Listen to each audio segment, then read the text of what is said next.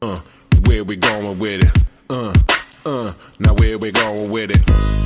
Where we going with it? What? Where we going with it? Yo, where we going with it? Going back to Kemetic, styling, profiling. It's been a long time. How many years? About 3,000. Man, we got to bring it back. The days and times of living is getting whack. I'm going back to Kemetic, styling, profiling. It's been a long time. How many years? About 3,000. Man, we got to bring it back. The days and times of living is getting whack. I seen kingdoms come and I seen kingdoms fall. You could check it for yourself, you could read it on the wall. Like graffiti on the wall, MenyetAnkh is what it's called. I taught y'all in the past, now I'm back to teach you all how to elevate and repent from filthy ways. I know it's hard, but it feels good to fast for 30 days. I got y'all searching for the land that's across the burning sands, where the men turn into gods and the gods turn into men. The jewel of the Nile is in the motherland. Each one teach one, so go tell your brother, man. You're feeling down, then you got to snap back like a rubber band. Lord, going back to Kemetic, styling, profiling. It's been a long time. How many years? About 3,000. Man, we got to bring it back. The days and times of living is getting whack. I'm going back to Kemetic, styling, profiling. It's been a long time. How many years? About 3,000. Man, we got to bring it back. The days and times of living is getting whack. Hey. All the words I chant when I come forth by day. From the night, these sacred chapters I recite. Do my voodoo every day till I feel some things are right. Speaking in words of power, speakers get blown. Ancient tradition, deep in your bones. Ancient wisdom, speaking in poems. Melodies take you deep in the zone. I'm going back to Kemetic, styling, profiling. It's been a long time. How many years? About 3,000.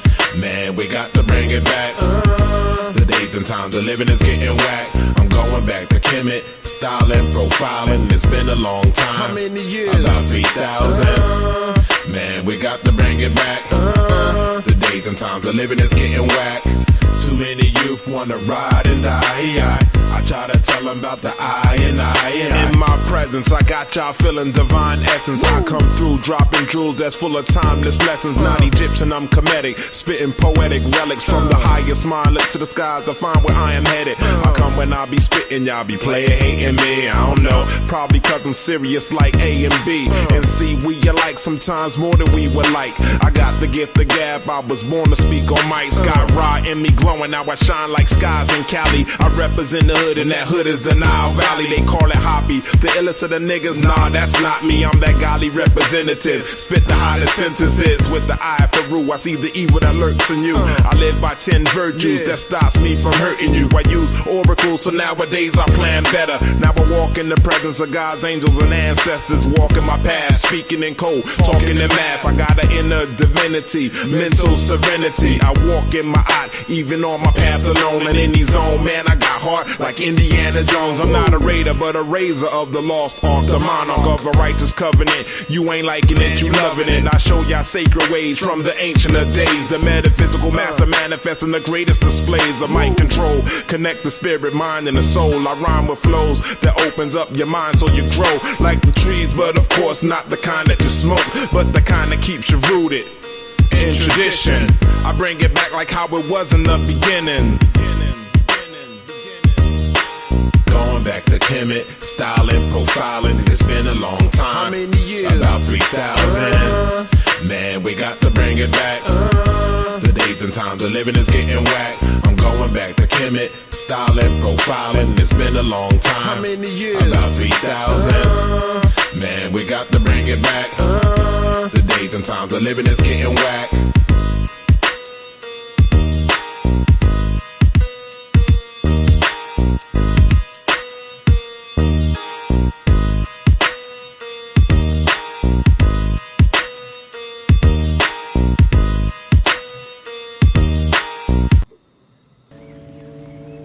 Yeah. Just appreciating life. You know? I've been listening to birds cry.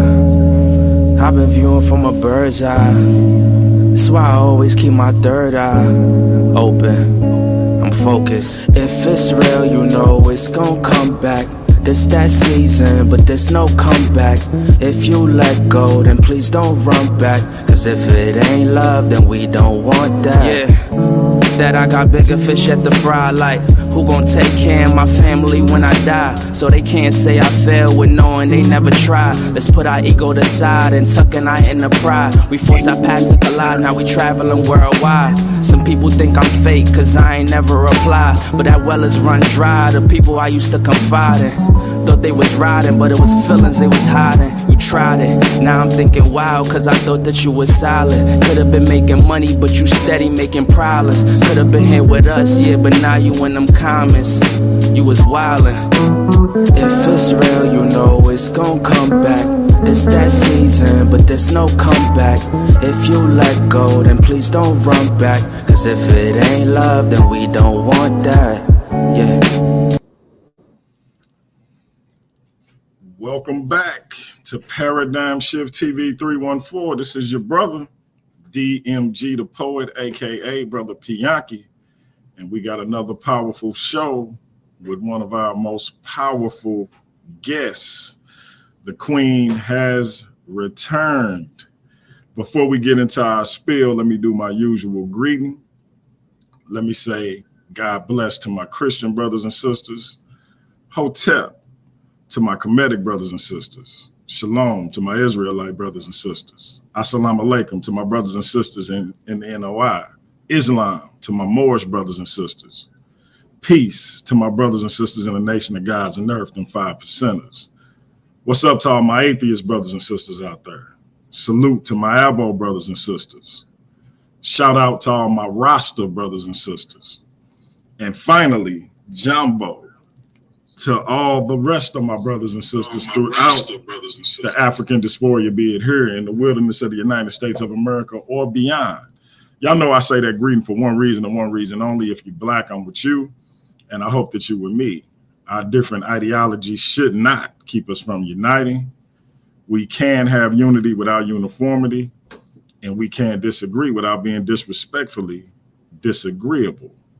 With that being said, Queen, please reintroduce yourself to the Paradigm Shift TV 314 audience. Uncle Ma'at, everyone. I am MenyetAnkh Menta.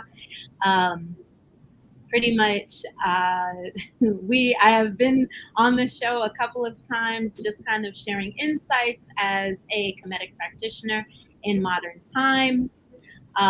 So I have my own Instagram, TikTok, YouTube channel. Essentially, the whole focus is what is it like to live as a Kemetic person in the 21st century, dealing with all of our modern issues, and how do we take the lessons of the greatness of Kemet and apply it to our everyday.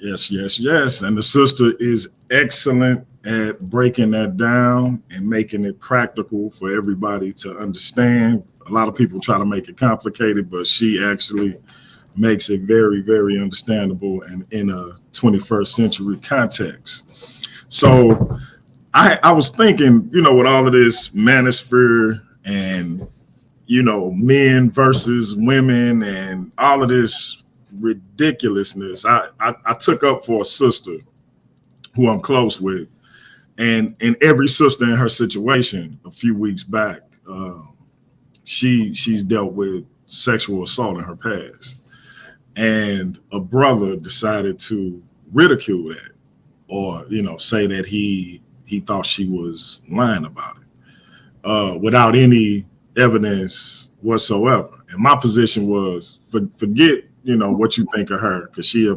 polarizing sister in the community, but forget what you think about her personally. If you don't know with 100% certainty that this didn't happen, knowing the trauma that this could cause this sister or brother, whoever has dealt with that type of situation, why would you even say something like that? And apparently that makes me a simp.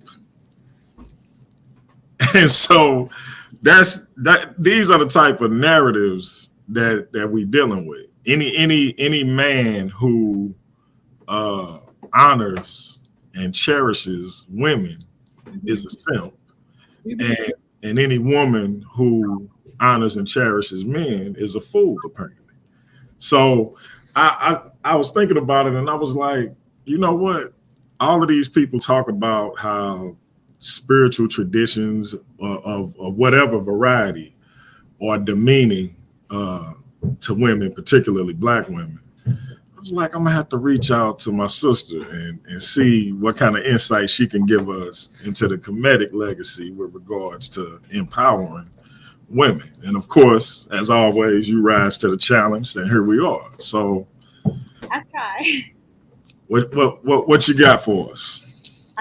So I think just to go back a moment before I just hop into the presentation, this idea, and this is totally just a Menyet thought.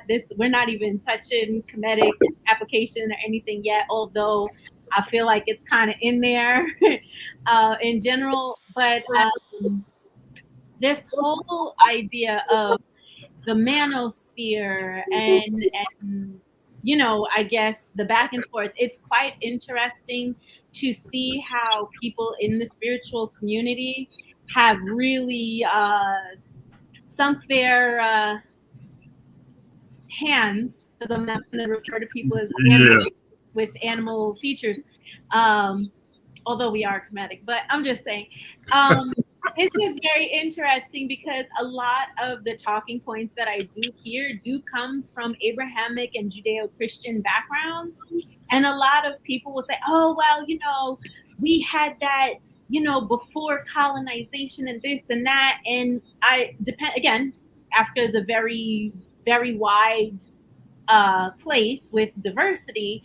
But a lot of people will say, oh no, we were doing that and this is the way it is. Like, I know I got into it with a gentleman on the other platform within the channel, and he basically, when I asked questions, his answer was, well, men don't need to respect anything women have to say. And it's just like, but where does your text say that? Shout out to my brothers in the ISUPK. Like I wasn't even trying to be challenging, because it's like, to say, oh, well, my religious text says this. And I'm asking, okay, where is that? Oh, well, it's in there. Well, I don't need to explain anything to you. And it's just even the attitude, like, even if I was to subscribe to that narrative and, the man is the head and the man is, for lack of a better way of saying it, and I'm not saying this to be inflammatory, but the idea of supposed to lead as a father figure. So if the woman is, beneath a father figure, a benevolent father figure educates his children. So the fact that one is unwilling to have the conversation about where those things come from, and then further, I went on to say, well, where in the religious texts, like, it's unfair to say certain things, because the religious texts oftentimes talk about the position of a wife, not a position of a baby mother, not a position of a cohabitating woman, not a position of a girlfriend, because those things didn't exist back then. Right. So unless people are getting on knees and giving rings, like, but at the end, and I'm not saying that women don't have their responsibility and accountability. Women definitely do, and all of that. But it takes two. It takes two to make a situation, like, and that's just that idea of ma'at, and it's just so imbalanced. It's so classist. It's so like it's so many layers to this whole manosphere thing, where there are truths in there that are worthy of exploration and respect and conversation, but everybody's just arguing with each other. Like, or a lot of these podcasts, they'll get women, but they'll get a 19-year-old girl. Like, we're like, not to say that 19-year-old, 20-year-old, the young people don't have wisdom. They do. But there are just something, like, if one's brain does not finish developing until 25, 26 years old, you cannot sit here and get a bunch of 19-year-olds and say that they're a bunch of experts, because they haven't even been in adult life for more than a couple of years. And even if they were in it because of life circumstance, that means they're coming from a traumatized place. Even more so why this is not a healthy person to be listening to with their perspective. So I'm very concerned for our people because it's very interesting, and this is my last point about that there are some people who are of that manosphere that are currently, I believe, indicted or whatever in other countries. And everybody's like, oh, this person is so correct, so correct. But this person constantly puts down men and puts down, he's ableist, like, oh, what do handicapped people need parking spots for? I'm more important because I have money. Where's your Bugatti? What color's your Bugatti? Right. And it's such a weird thing that, you know, at the end of the day, this gentleman, if I'm not mistaken, and somebody please correct me if I'm wrong, this gentleman's father was in the CIA. I don't know why 2 and 2 is equal in purple, but that's a little ridiculous. Talk about it. Talk about it. So I don't understand why we're like, yes, you know what? This is the best person I should listen to. It's like, you know, we go listen to J. Edgar Hoover at that. Like, right. It's like they ain't even got to do COINTELPRO no more. It's just, you know, we just. Yeah, it's levels to it, but we will get there. So that I just had to comment when you said manosphere. It was like, bing, gotta say it. And it's on both sides. Like I see a bunch of black men saying ridiculous things about black women. I see black women saying ridiculous things about black men. It's gotten nuts. Oh yeah. And so, but real quick, shout out to my triple OG Rodney Jones in the chat. I ain't seen you in a minute, bro. Good to see you in here. But yeah, it's crazy. So yeah, we can get into it though. But and we already got a question before we even start. You want to tackle that now, or you want to wait till after the presentation? Okay, we might as well before I even go ahead. What was the question? All right.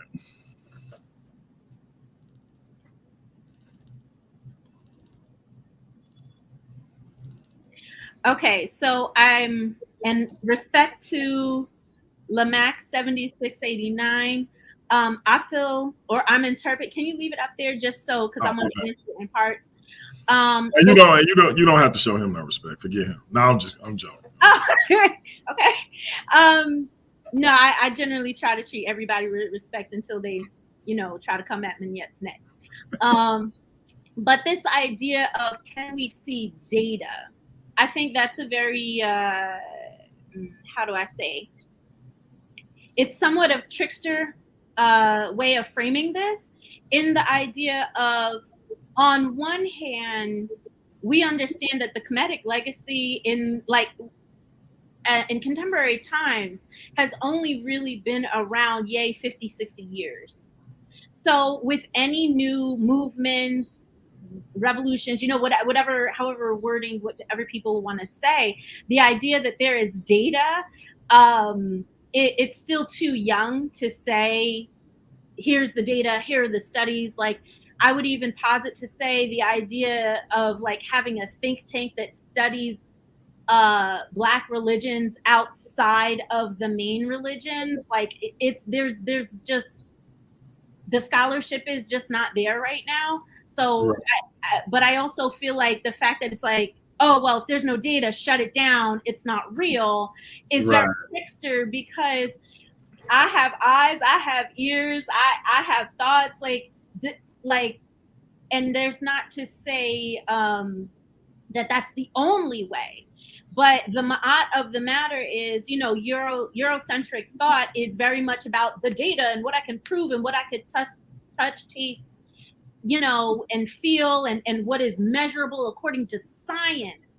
And when we talk about the African paradigm in general, like, that's not how the thinking goes. That's not the approach. So it's very much it's still fruit. It still can be appreciated, but it's not apples to apples, oranges to oranges. Like we're in two different sides of the produce right here with that kind of questioning. So That was the latter part of the question. And then when we say Kemetic legacy, empowering women, and is it hypothetical or demonstrative? So again, unless a person is part of a Kemetic community, not, and I don't mean this again, no disrespect, but not study groups. Like, study groups are all about reading and study and scholarship and data and science and measure and beakers and all that kind of stuff. Like, when you talk about spiritual Kemetic organizations, and again, I could name some, but I'm not going to go there right now. But when you're around these various Kemetic organizations, it is about reading, it is about scholarship, but it is about practical application. And that part of the community is holding everybody accountable to say, okay, this is where we want to be, this is who we want to be. So since I've been in the Kemetic legacy, I know me personally as a I'm trying to think of a case study, if you will. I know I have changed exponentially. And I used to often say it. I do believe the Kemetic legacy saved my life because, and I've said this on previous shows, like, there was a time in my life where, things weren't looking so good. I didn't really care about myself. Drinking and driving was a normal thing because I just did not value the divinity that is within me. It has changed and shifted how I deal with other people, how I deal with like different traumas that I've been through, understanding and empathizing with other people who are going through that. So in general, I could speak from my own experience. I could speak from other people within the community, watching them over the years. And not being funny, there are some people who are part of the legacy that don't change. Like, it's not everybody, because at the end of the day, being part of the Kemetic legacy, you have to do the work, you have to use your tools, you have to stick to it. And some people, whether it's life or circumstance, like they can't, or they struggle, or they're challenged, and that's okay, because everyone's experience is different. And I'm going to mention it, even though I'm using this example very loosely. There is one specific group that I can think of that is not only national within the United States, but even has international groups that study this specific leader's book. They have groups, they have circles, and there are thousands upon thousands of women who say, like, no, these things work. This changed my life. It changed my diet. It changed how I look at life. It changed how I raise my kids. It changes how I interact with my mate and things like that. So again, there's no physical, like, a chart that I could put up there.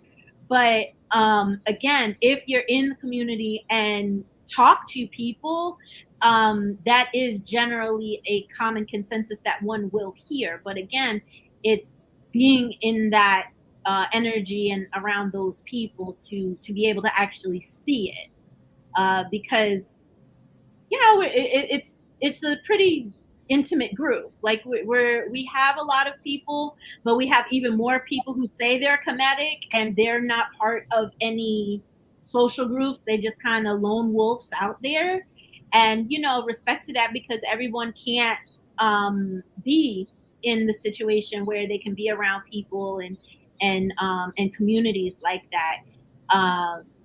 But I don't think that it's any less valuable or any less empowering just because I don't have a pie chart up there. So I hope that answers the question, as long-winded as I am.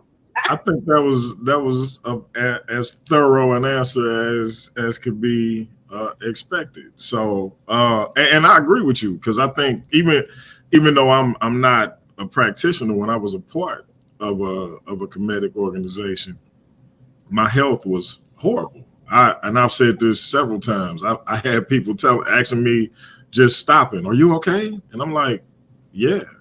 You were breathing so hard, and I'm like, "Was I?" Or I could be, cutting my brother hair, and he like, "Hey, wow, why you breathing so hard?" And I'm like, I'm not.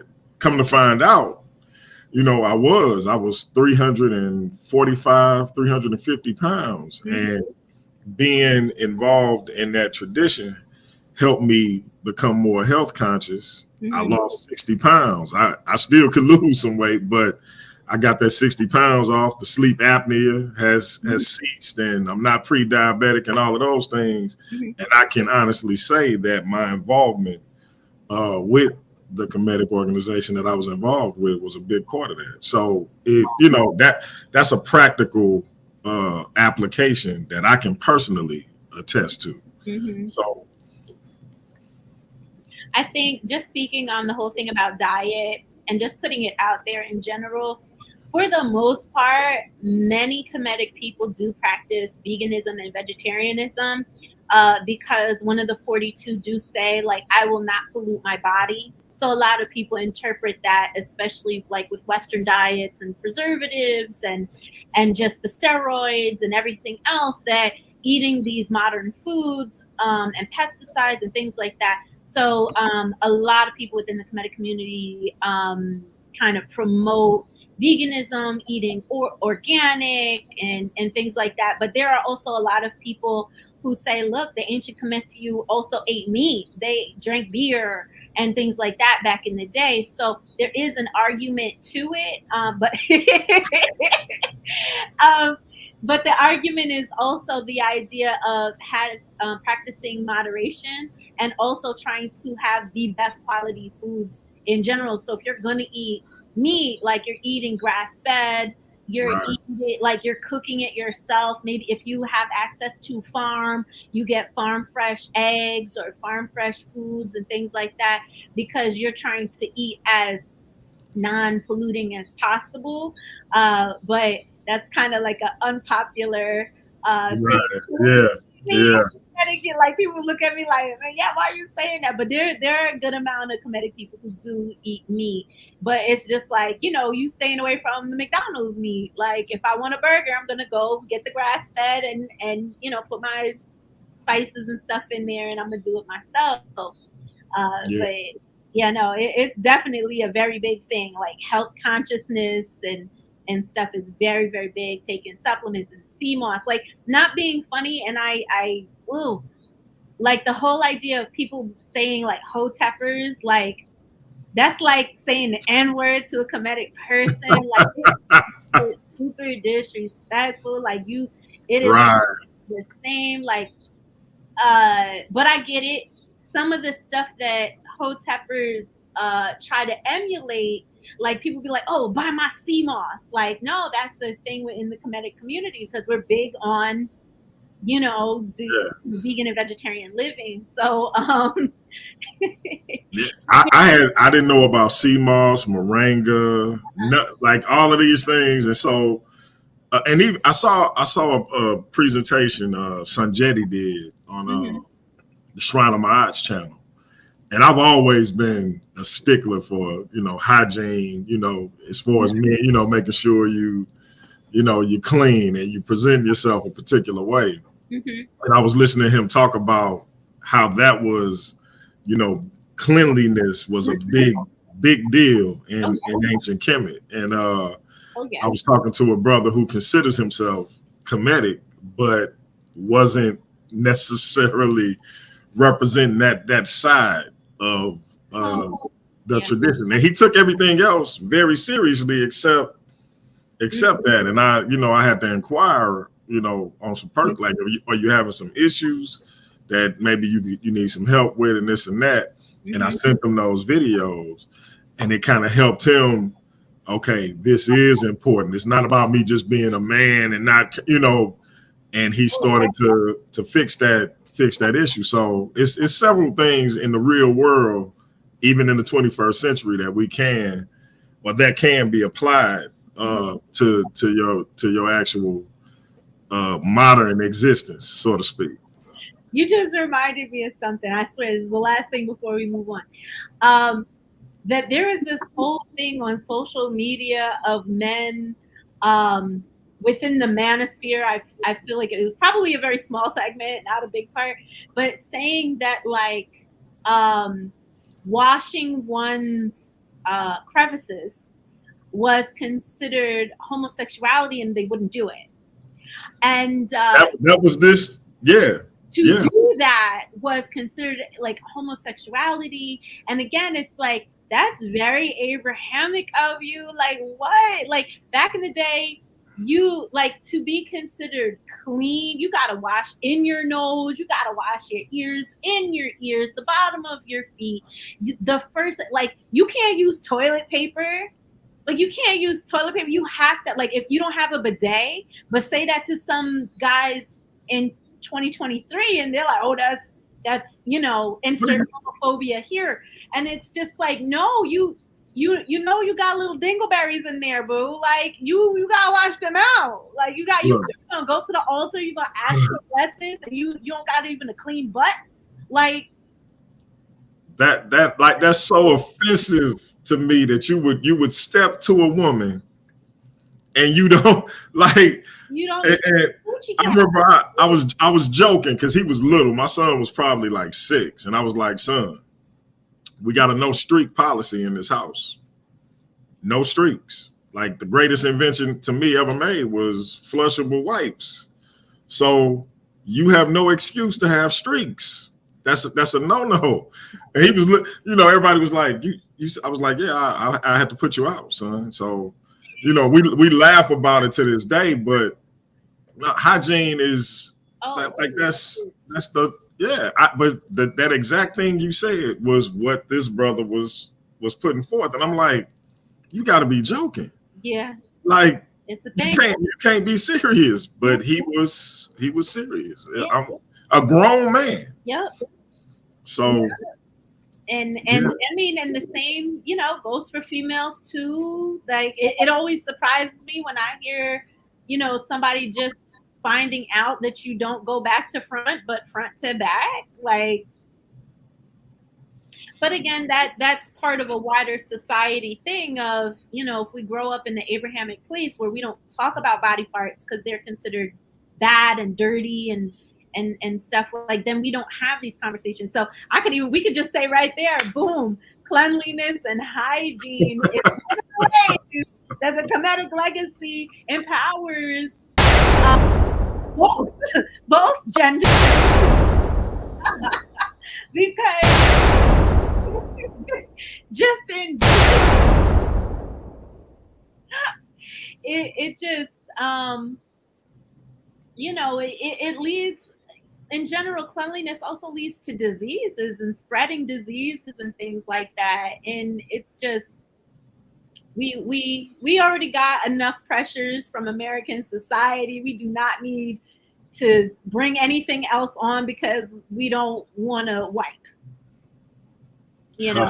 That just, it is what it is. Or for women who believe, oh no, I have to be clean, because it's an interesting, I've read a couple of studies that it says African-American women, and I would even say maybe even Caribbean women, because of slavery, have this thing about being clean where Black women will wash themselves multiple times a day. Like, the use of douches is still a thing, which is, like, I thought we learned that already, that is bad and that throws your pH off, and like, that'll, like, if you got situations going on down there, it will make it worse.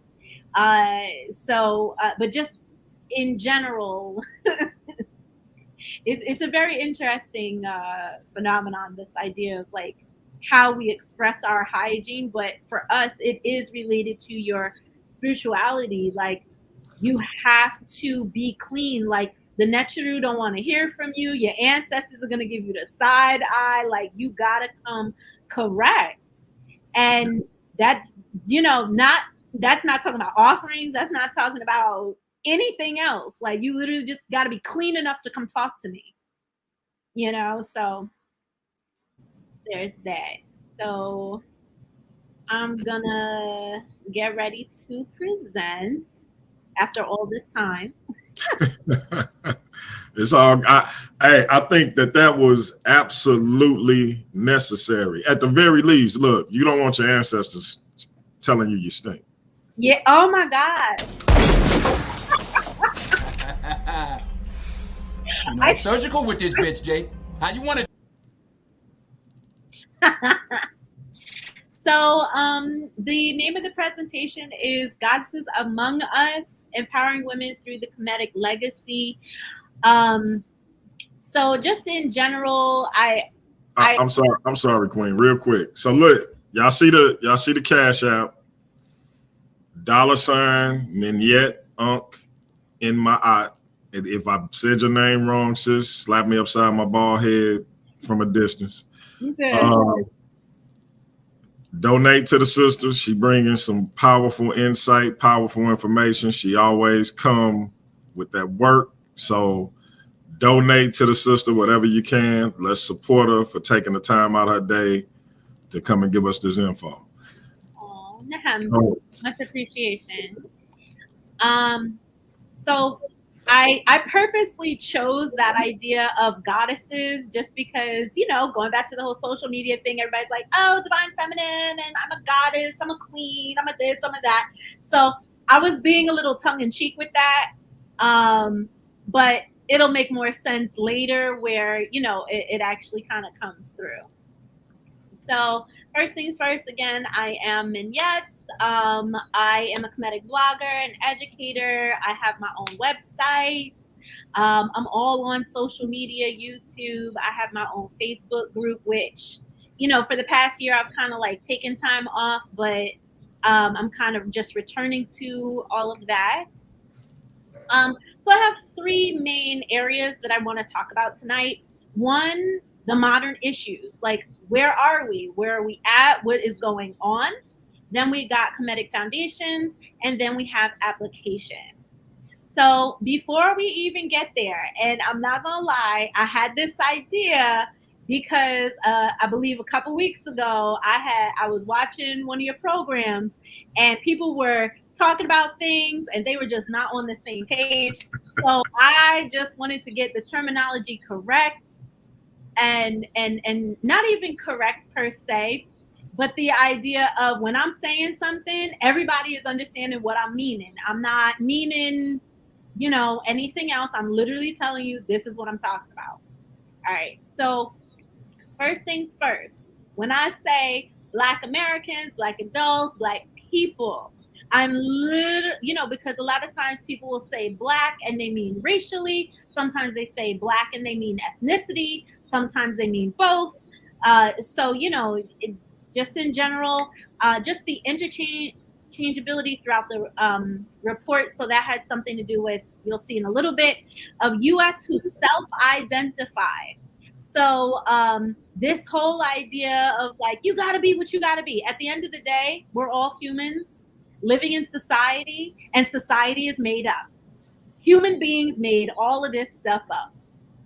That doesn't mean it's fake because it's very real, but it's made up, which means it can change. So temporarily, like generally speaking, back in the day, it was straight up what you look like, what your blood is, and stuff like that. Nowadays, the meaning is if you identify, and I know that's gonna, ruffle some people because it reminds them of other things. We're not talking about that. Please come back. I said come black. Come back. Like, don't go too far off the deep end. I'm not talking about Rachel Dolezal, and I know that's what she want to do. We're not talking about her, okay? But in general, it's also not fair, especially like in my area where I live. There are a lot of Haitian Americans here. There are a lot of Nigerian Americans here. There are a lot of Dominican Americans here. And, so some people will say I'm Black, but I'm not Black American, so there are levels. So I just kind of wanted to throw that out there. So when I say Black people today, I'm literally just talking about people who is going to stand up and be like, yeah, I'm Black, and that's what I'm talking about. I'm not talking about the people who want to be indigenous. I'm not talking about people. I ain't talking about none of that. If whatever they want to be, that's cool. I ain't talking about them right now. We can include them, but yeah, no. All right. So next, I'm talking about ancient Kemet. So it could be Kemet or Kmt. So this is what we now call Egypt.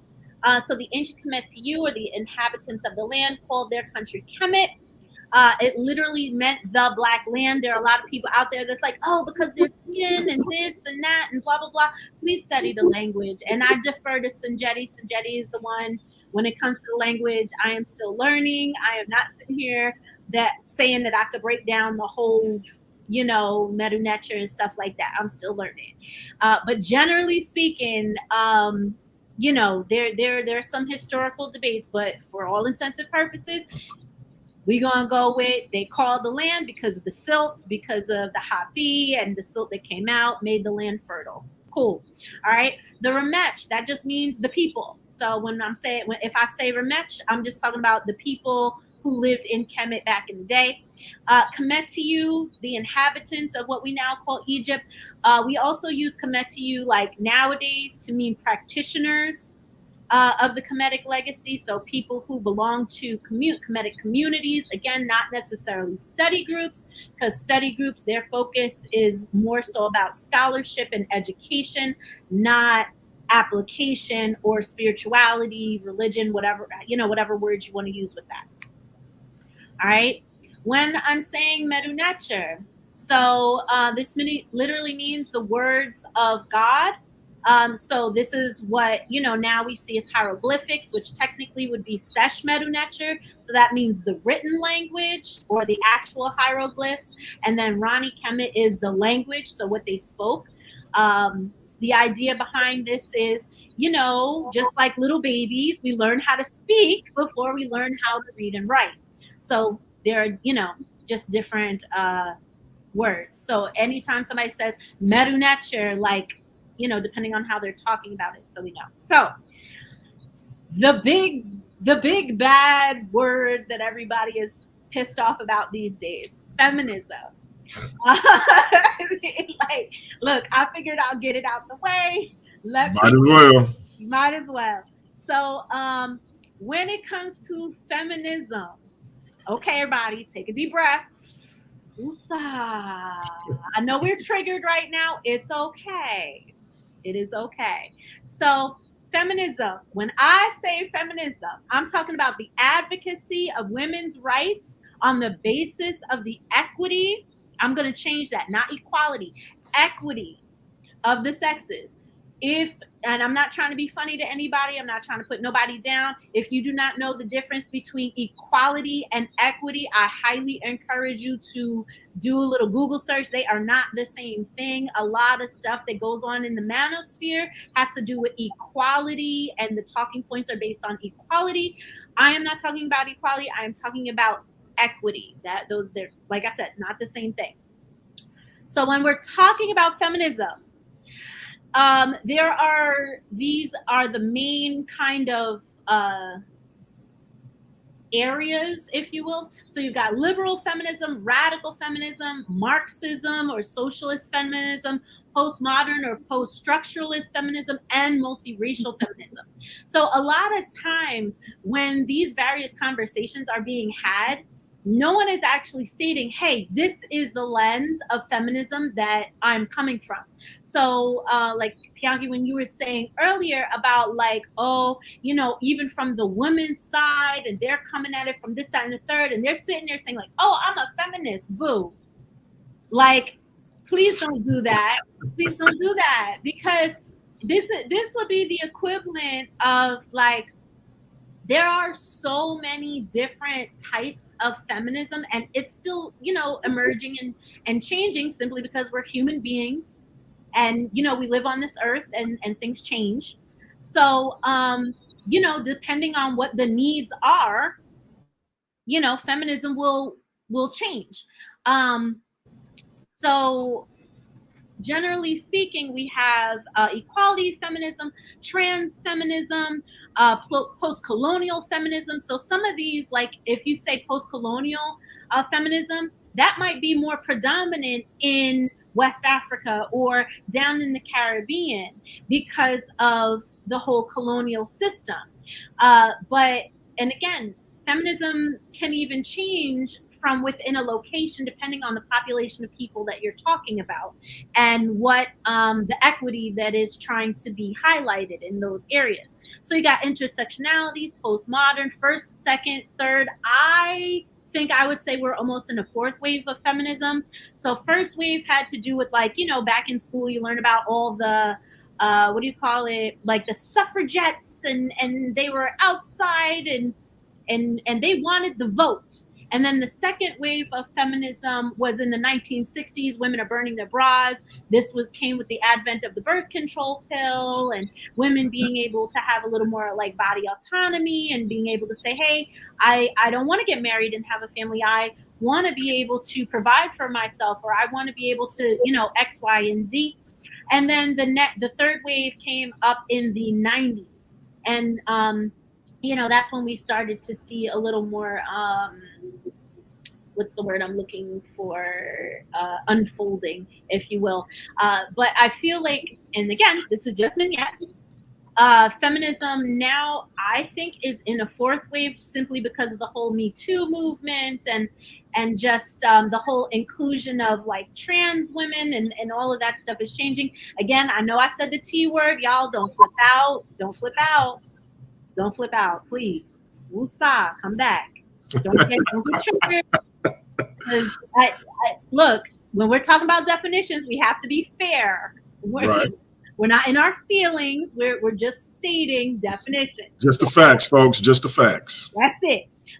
Difference feminism, anarcho-feminism. Like, so you have all of these things because, again, depending on your geography, depending on your intersectionality. So it's like if I am a person with disabilities and I'm an immigrant and I'm a female, I'm going to experience a different level of things trying to fit in with America, but also my family, but also I have a disability. Like, it's a different experience. So again, the reason why I'm bringing this up is because as we kind of go further, if I'm talking about feminism, I want us to just like, Menyet is literally just sticking to what's at the top up here.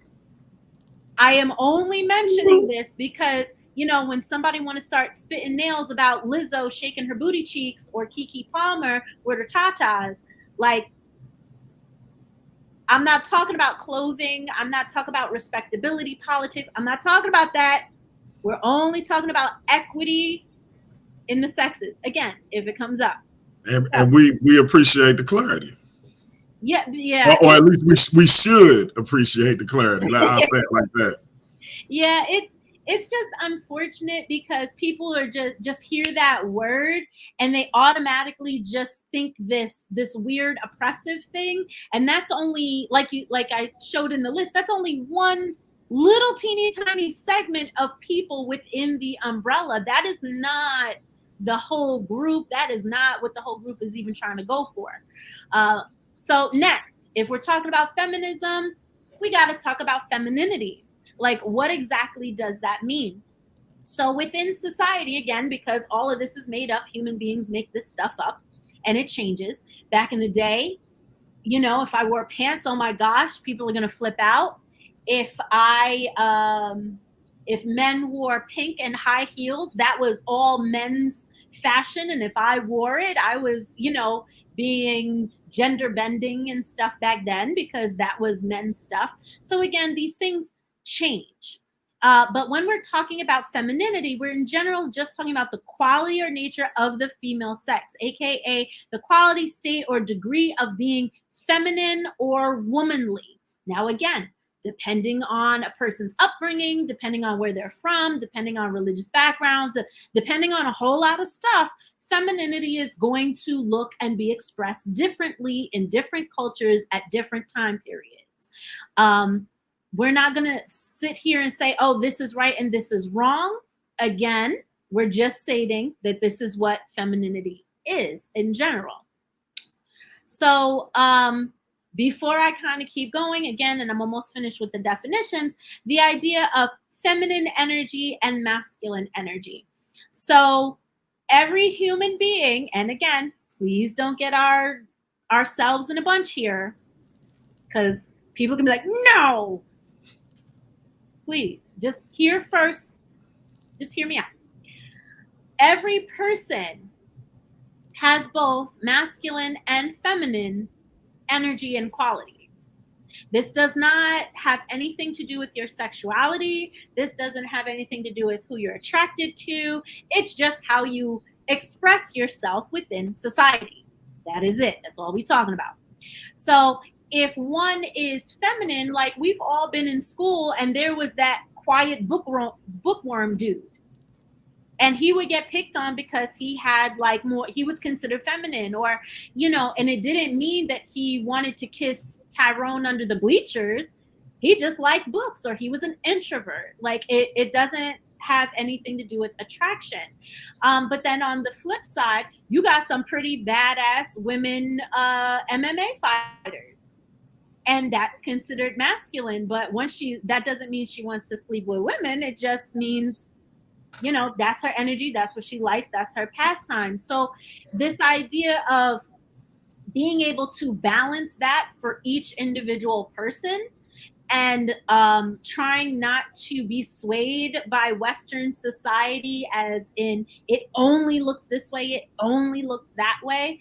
That would be absolutely my critique of the sphere in general, whether it's the male or female side, because you got some people out here saying, if my child is a vegan, he's too feminine and I'm gonna punch him.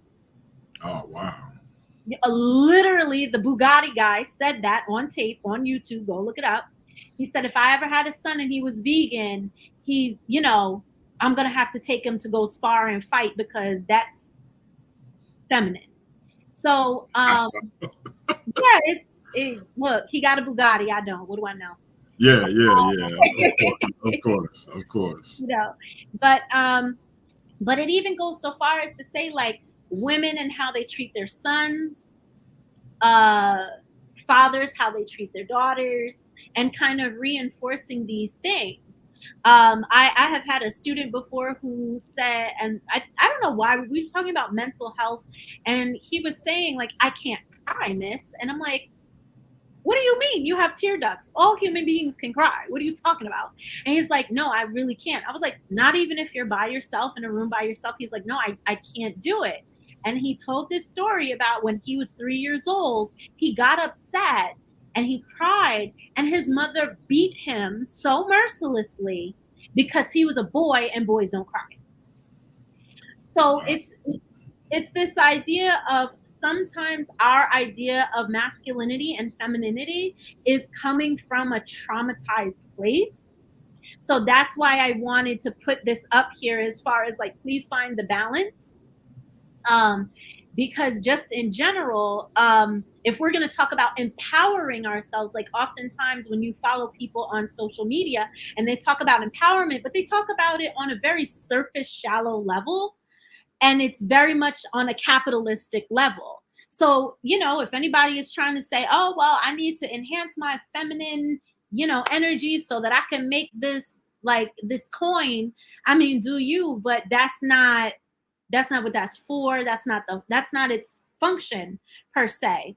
And I think that's also what's interesting, because a lot of times people are like, oh, you know, these women out here and they got OnlyFans and they just out here trying to get money out of this, that, and the third, and blah, blah, blah. And again, it's just like, and y'all see in a moment, that comes from a traumatized place of scarcity.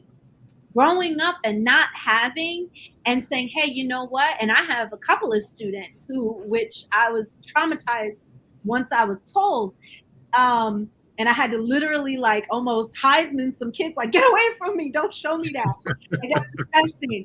But former students who, once they graduated, like, that was what they thought was their way, because social media says, look, you can parlay your masculinity or femininity to be able to get money. Like capitalism, like I even had this conversation this year where some of some of the young ladies were saying, because I was saying, like, oh, well, you know, what does it mean to be a woman and things like that? And they were like, well, I could do whatever I want and this, that, and the third. And I was like, okay, but that's being a human being. That's not being a woman per se. And then I went on to challenge them and say, like, isn't it interesting that back in the day, a lot of the songs, oh, she's so beautiful, and I'll take the stars out of the sky for you and give them to you, and oh, you're so wonderful, and she's so smart, and this and that and whatever. And now the songs are about the secretions of your body parts, or how big your body parts are, or how great your body parts are. And it's just like this whole conversation, and again, this idea of these various groups having these conversations about, well, what is womanhood, what is manhood, like, what does that mean, what does it look like, how do we apply it? And we often just come down to the basic biology of it all. And it's quite interesting that the previous civil rights movements, when it comes to gender, is men should be able to be more than an ATM. Men are much more valuable than money. Men are much more valuable than a body to shield me from threats. Men deserve much more respect than that. And women deserve much more respect than saying, oh, she got big, this, that, and the third. It's just this idea of, like, we are so ridiculously imbalanced within our modern society. So this idea of being a healthy masculine or feminine human being. So we have, like, some of the attributes over here. So to be feminine, and again, this is from a Western perspective, to be intuitive, actually not just Western, there are other groups too that will say this, but to be intuitive, collaborative, adept at multitasking, emotional, passionate, blah, blah, blah. And then to be masculine is analytical, competitive, singular, rational, determined, linear, and logical. And it's just very interesting that sometimes we push our kids and ourselves sometimes, like, as like, using myself as an example, if I was to sit here and just say I'm emotional, and don't get me wrong, I can be a very emotional person. I'm a very passionate person. I'm a very creative and empathetic person. However, I have to be logical because I got to pay bills. I have to be rational because I have to live in this modern life. So being all on one side or all on the other side is just not healthy. So could you imagine being a guy and you can only be on this side? You cannot be good at multitasking. You always have to have a woman do something for you because you can't do laundry. Oh no. And now you stink. Hey, for the record, I've been married, it'll be 26 years in August. And my wife has probably done my laundry twice because I'm particular about my stuff. Now, I've done her laundry, but I'm doing her laundry right now. So, because I'm particular about her stuff as well. So think what you will. Now, as y'all know, I also take jiu-jitsu, boxing, and Muay Thai. So if you want to test my masculinity or femininity, you're welcome to it. But now, and I'll point out, I remember I had I think it was a 99 Bonneville. My alternator went out. And this is my wife's to her amazing credit. I go to work and I come home and she was like, "Babe, are you here?" I'm like, "Yeah, where you at?" She's in the garage. She has my alternator on. All she needs from me is some torque, some strength to get the belt around it. But she has the thing on. And that's kind of our little dynamic. I'll come home and, like, our porch, like, under it, you know how sometimes the concrete goes out. Mm-hmm. Her father was telling us what to do, and I'm like, yeah, we'll do that when I get home from work. I came home from work, she had did it. So it just depends on how you are, who you are, and how your dynamic work. But I don't think it necessarily has anything to do with your sexual orientation or whatever the case may be whatsoever. That's a whole different thing. Yeah. If you don't mind me saying so. No, that's fine. Which I was trying, like, it's like, I know it's there because it's 2023 and it's a conversation that a lot of people are having. But in general, just definition wise, gender, again, is a social construction. It is how you behave. It is expected behaviors and things like that. That's I always tell my kids, gender is what's between your ears. It's what you think. It's how you think about people, how you think about yourself, so on and so forth. But your sex, that's your chromosomes, that's your hormones, that's your body parts, that's but today we're not talking about sex. We're literally only talking about just gender, and specifically with speaking about women, the female gender. So to the point that you had just made, again, could you imagine if you, like, as a man, to have that pressure of, oh, I have to do everything handy. What if you don't like being handy? So now you have to do something just because you were born with certain parts, or, I have to love baking cookies, even though I do love baking. I'm just saying, I couldn't think of like an example, but it's just like, there are certain things that some people, like you said, they're good at it. And you can't go through life being all one side or all the other side, because it will just make you deficient as a human being. So I wanted to just finish at least the terminology section by talking about toxic femininity. And oftentimes within the spheres, they talk about toxic femininity as in usually it's tied to using one's sexual wiles to gain capital. Essentially, it's usually used in a capitalistic way to say, oh, women use men for money. Women, they let men fly them out, and then they don't want to sleep with them. Or, it's very transactional, type of a way. That the argument about, women, like, don't get married because, women are just going to take half of what you have, or women are just going to, try to come after you for child support and stuff like that. And, so a lot of that has to do with toxic femininity, or it's being framed as toxic femininity. But technically, that's not really what toxic femininity is. So toxic femininity essentially is this idea that a woman's thoughts, actions, and behavior, they generally don't think of themselves, and they only behave according to what oh my God, I don't want to say masculinity, that's not the right word.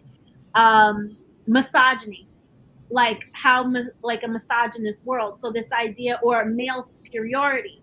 So it's like, oh, well, and I'm not going to lie, I did this. I just thought of this. When I was in art class in 8th grade, this is how misled I was as a kid.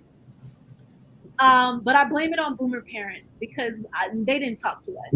They didn't really explain stuff like that, or at least didn't. So I liked this boy. And oh, he was so cute, and oh, I wanted him to talk to me. We were in art class together, and I was like, well, how can I get him to talk to me? Oh my gosh, I'm talking to my little friends and stuff. And I was like it was something for art class. I was trying to open something. I was like, gosh, I can't get ding, light bulb. Just this boy, because he's big and strong, to open this for me. That's toxic femininity. That's because I could have tried to open it, but it's subscribing to this idea that men have to be strong, I have to be weak. Men are smarter, therefore I have to act like a dumb blonde. Men are this, therefore I need to do this. And it creates this situation where I am living a life according to these stereotypes, which again, I would go even to say aren't even healthy for men. So and granted, it's not to say that the other, like using one's sexuality for capital, or using, like, women are emotional, but then the tears turn into manipulation. Like, people will say that that's all part of toxic femininity. But again, this is society. Things are changing, but I just wanted to kind of get us at least with some terminology before I just kind of jumped into like how the Kemetic legacy actually is of assistance. So the last part of this, and this is tied more into like the next section, is feminine archetypes. So this idea of being a woman and feeling empowered and girl power, there is no one way to be a woman. And we can see this through the various feminine archetypes. And there are more. These are just like pretty much the major ones that are generally considered and used.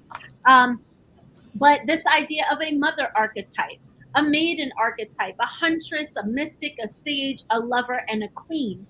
And these are not just terms and titles, but a lot of times what it is connected to is this idea of your personality and how one's personality manifests. And you could be a mix of these things, but generally speaking, due to, how you grew up, where you grew up, and all that other good stuff, your personality is going to develop in such a way that it fits, generally speaking, into one or a couple of these archetypes. Generally speaking, people say go with your main three. So, me personally, I have the mother archetype, I have the maiden archetype, and then I have I don't remember if it was the sage or the mystic, but it's one of those. And those are, I think it's the sage. And those are my main three. That tells me how I look at the world, how I interact with people, how I see myself, and how I wish to express myself. And a lot of times what these like online things will say is that the feminine, like knowing what one's feminine archetype is, will help you learn how to dress yourself, learn how to express yourself, learn to know where your shortfalls are and what you might need to work on. So, and it's just, these are all tools as part of how do I figure out who I am? How do I show up in this world? What kind of person do I want to be? Where am I going? What am I doing? Kind of a thing. So the reason why I wanted to put these archetypes in there is if we look at ancient Kemet, there are numerous netards out there that people can look at, examine, study, worship, do ritual around, etc. So, oh, I forgot. I forgot. I'm like getting ahead of myself. So modern issues. So I'm going to put that on the shelf real quick. Modern issues. So when I started thinking about this topic, and I'm probably going to move through this section a little quickly, but if anybody wanted to reach out either on social media or something like that for this part of the presentation, I'll definitely would not mind sharing it, simply because I know I'm going to rush through it a little bit. So first things first, where are women? What are women dealing with these days to say the Kemetic legacy empowers them? So according to the UN Women, and this is like just a subset of the UN, they had a press release that came out this month that said less than 1% of women and girls live in a country with high women's empowerment and high gender parity. So they pretty much looked at 100, I believe it was 114 countries, and they pretty much measured them as far as access to education, access to healthcare, access to being able to vote, different things like that, economics, so on, like access to, what is it? Economic, it's a word for it, economic something. And it was just very interesting because even within the United States still isn't even within the 1%. The 1% essentially is Scandinavia and Europe. But the United States technically, because they have their top section, a second section that says it's like middle, then they have lower middle, and then they have just not really good places for women to live. And the United States did come in the second tier, but they were at the bottom of the second tier. So we are literally like this much better than what is considered low access areas. So that's interesting. Okay, I don't want to, oh yeah, so I said 114 countries. So globally, women are empowered to achieve at only 60% of their full potential.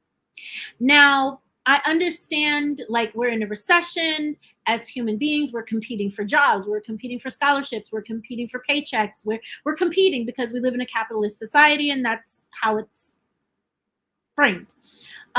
So I understand, like, competition, and when we have more equality, and notice I did not use equity there. When we have equality, it takes away from men, it takes away from able-bodied people, it takes away from the dominant racial group, it takes away, it just takes away from whichever group you deem to be on top. So generally speaking, getting back to the number, 60% of their potential. So now, if women are at 60% of their potential, how are our homes? How are our families? Like, what is the status of those things? Because generally speaking, when a person has like a dream deferred or a failure to launch, that affects their mental health, that affects how they deal with the people around them, how they look at the world around them, and, subsequently how they raise their children. So if we're looking at this as, Black people in this country specifically, and that number is, again, globally, we're not even in America yet. It would beg the question of, if we know this, why are we having these conversations between men and women, just like was on the show that was on the channel, like, why are Black men and women not seeing eye to eye? Why are they not getting along? So on and so forth. So, we really want to try to examine that. In general, they achieve an average of 72% of what men achieve across key human development dimensions, as mentioned in their study. And there is a whole study. Again, if you want to see the study, I can send you the link for it, just because I don't want to mess up the screen right now. If you want to put the link to that study in the chat, that's fine. Yeah, I thought about it, but then I would have to, like, exit because I put it in the notes of the presentation. So I don't want to mess it up. So when we look at these areas, and of course they're so small right now, I am sorry for that. So when we look at the Women's Empowerment Index, we are specifically talking about life and good health, women, like mortality rate, like what is the overall health condition of women? Are they bathing? I couldn't help myself. Education, skill building, or are they working menial jobs? Or are they sticking to just domestic work? And, I understand the conversation. Oh, well, a woman has duties and this and that. And again, that's a society thing. But it's just like, even just thinking as oneself. And we learn, especially early in this country, this idea of, dream, you could achieve anything. And then once you get to a certain age, life just kind of punches you in the face and you're like, oh, ho-hum, I can't do that anymore. So that's a human thing, but, statistically, it does affect women, people of color, people who have disabilities, blah, blah, blah, blah, blah.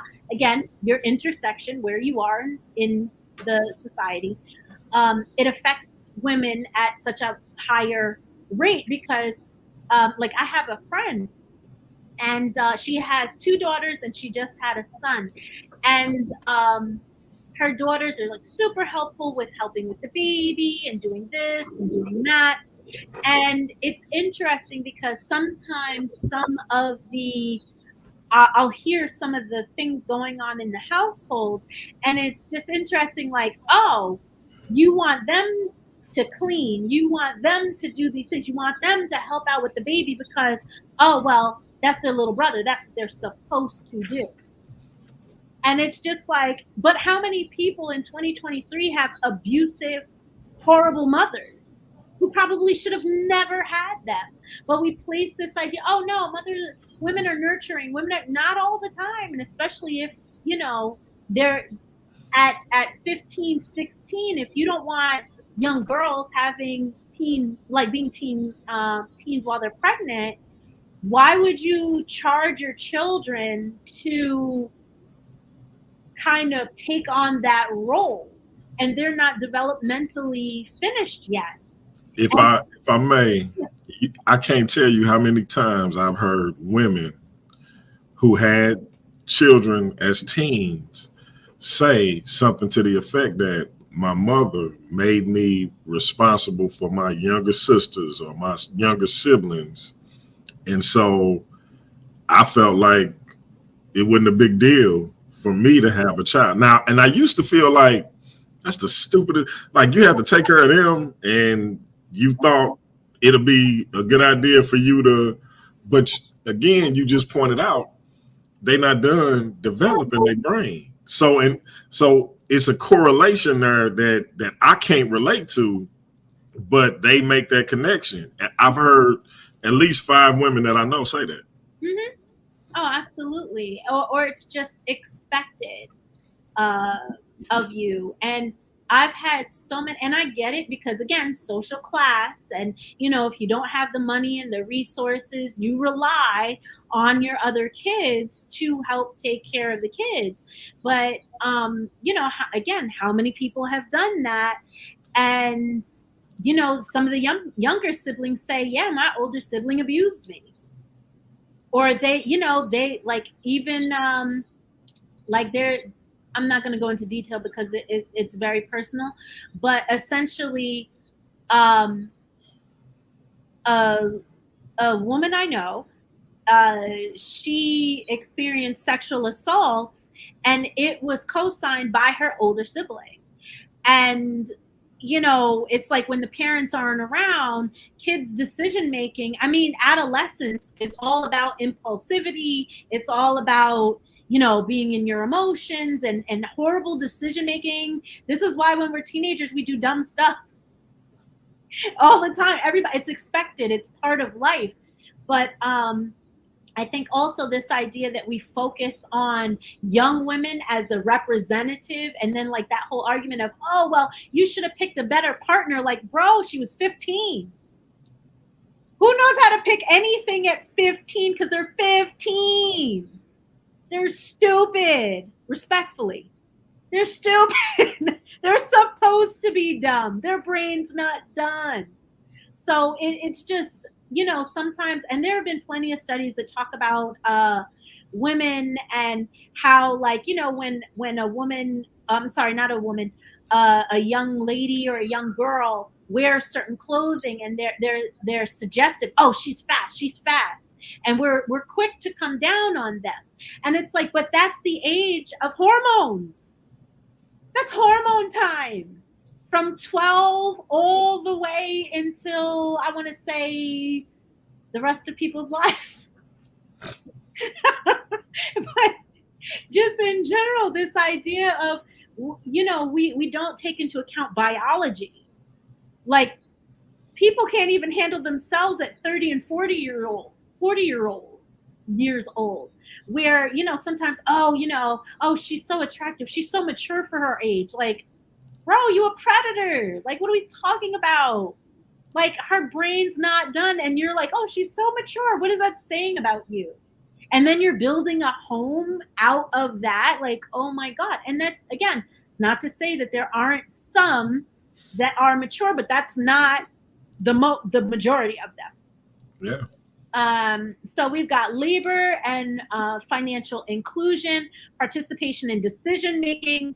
I know there's this one lady, she's of a different religious background, and she was telling me a story. She was a manager at a store, and we just got into talking one day.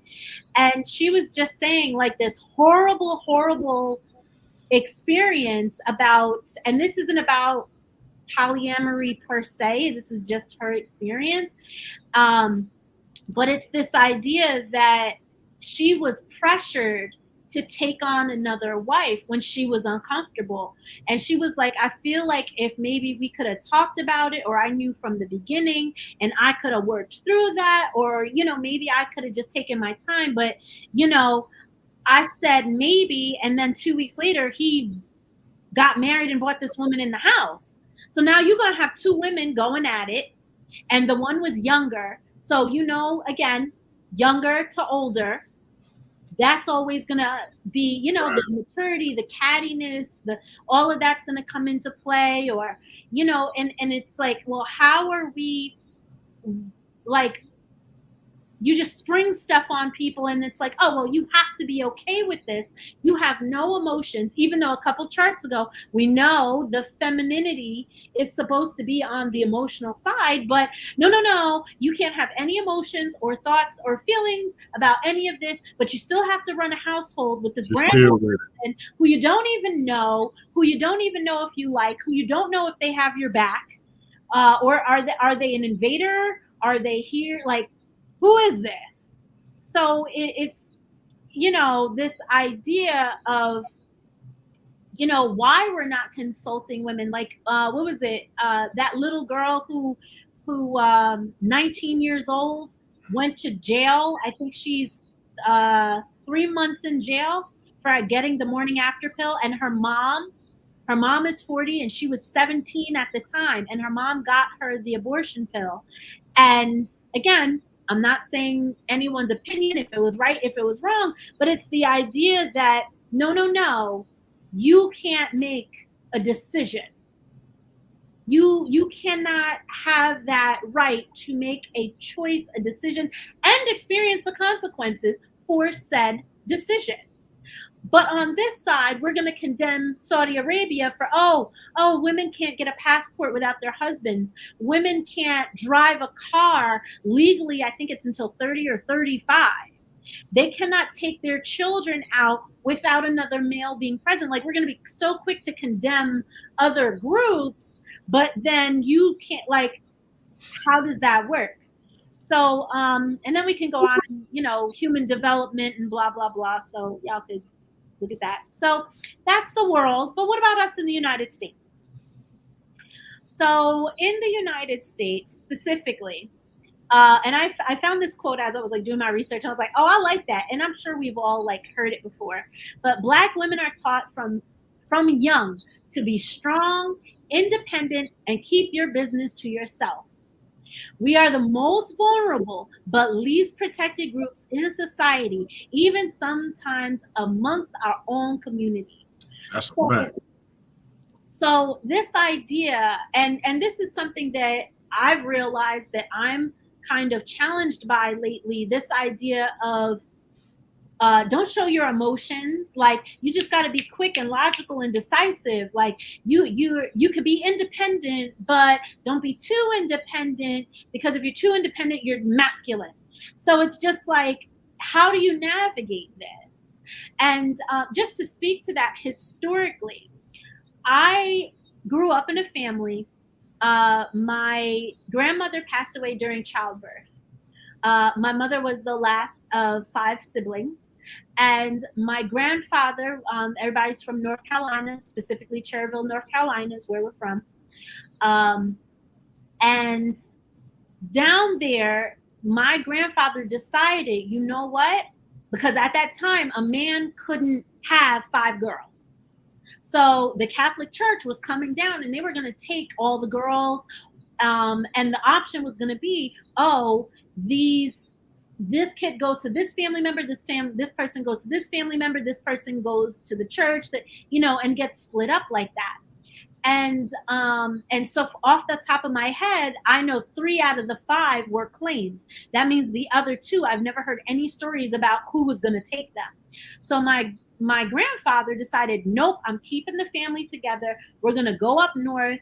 They came up here. They moved in with my his sister and her husband and his mother.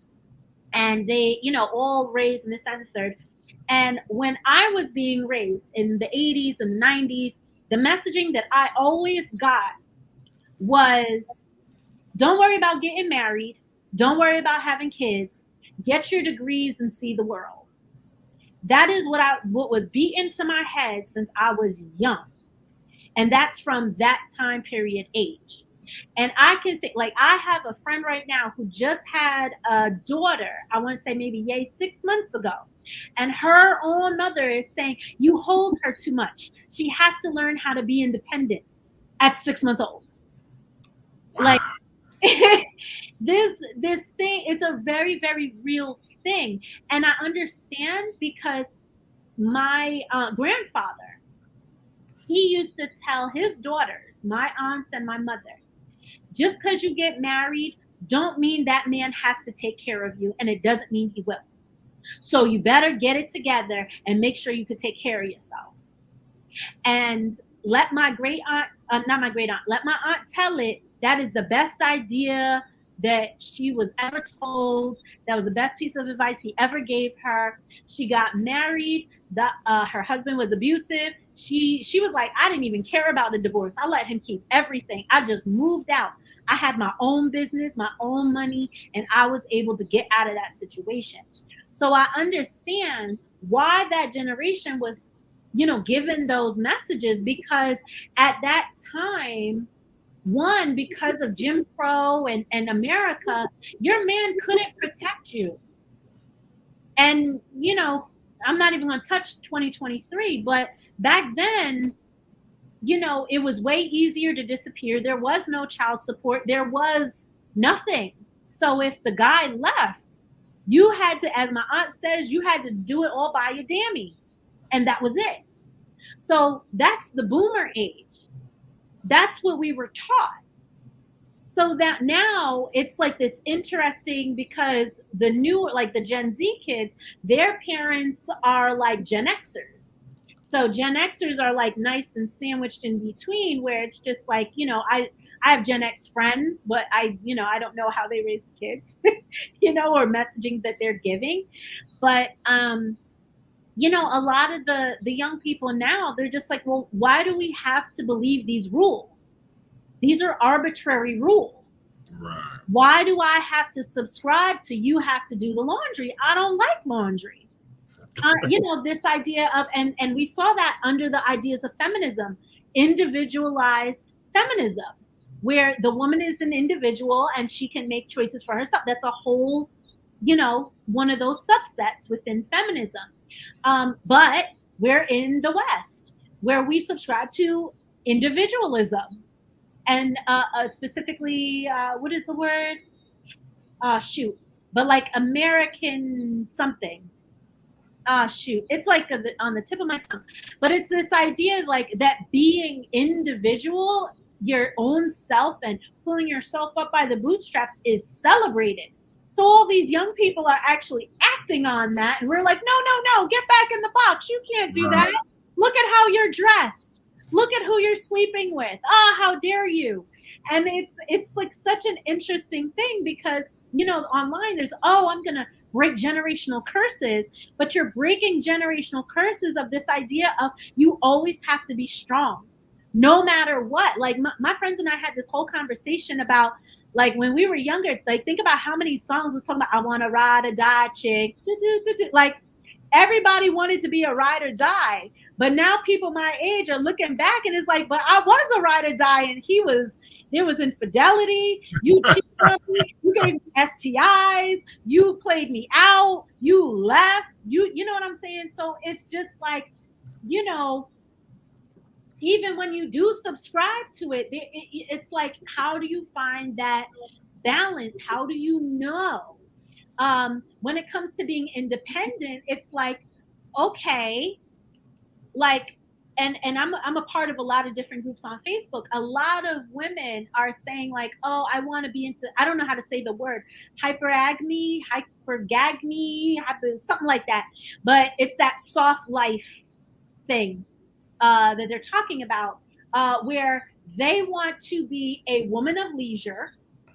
They want to marry up. Now, mind you, this is very like classist. And it's very interesting because women of color being classist is, oh girl. Yeah. So we live in America, right? So to a certain extent, because of how this system is set up, Black women as well as Black men have to have a level of independence to be able to survive this matrix, you know?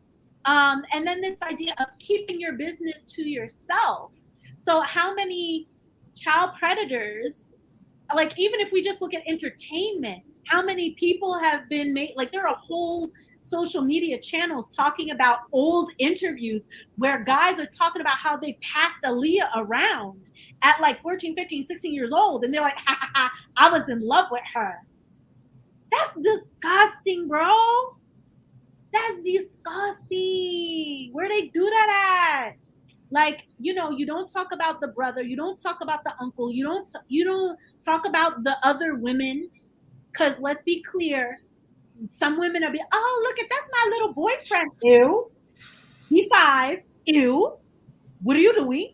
That's nasty. Don't do that.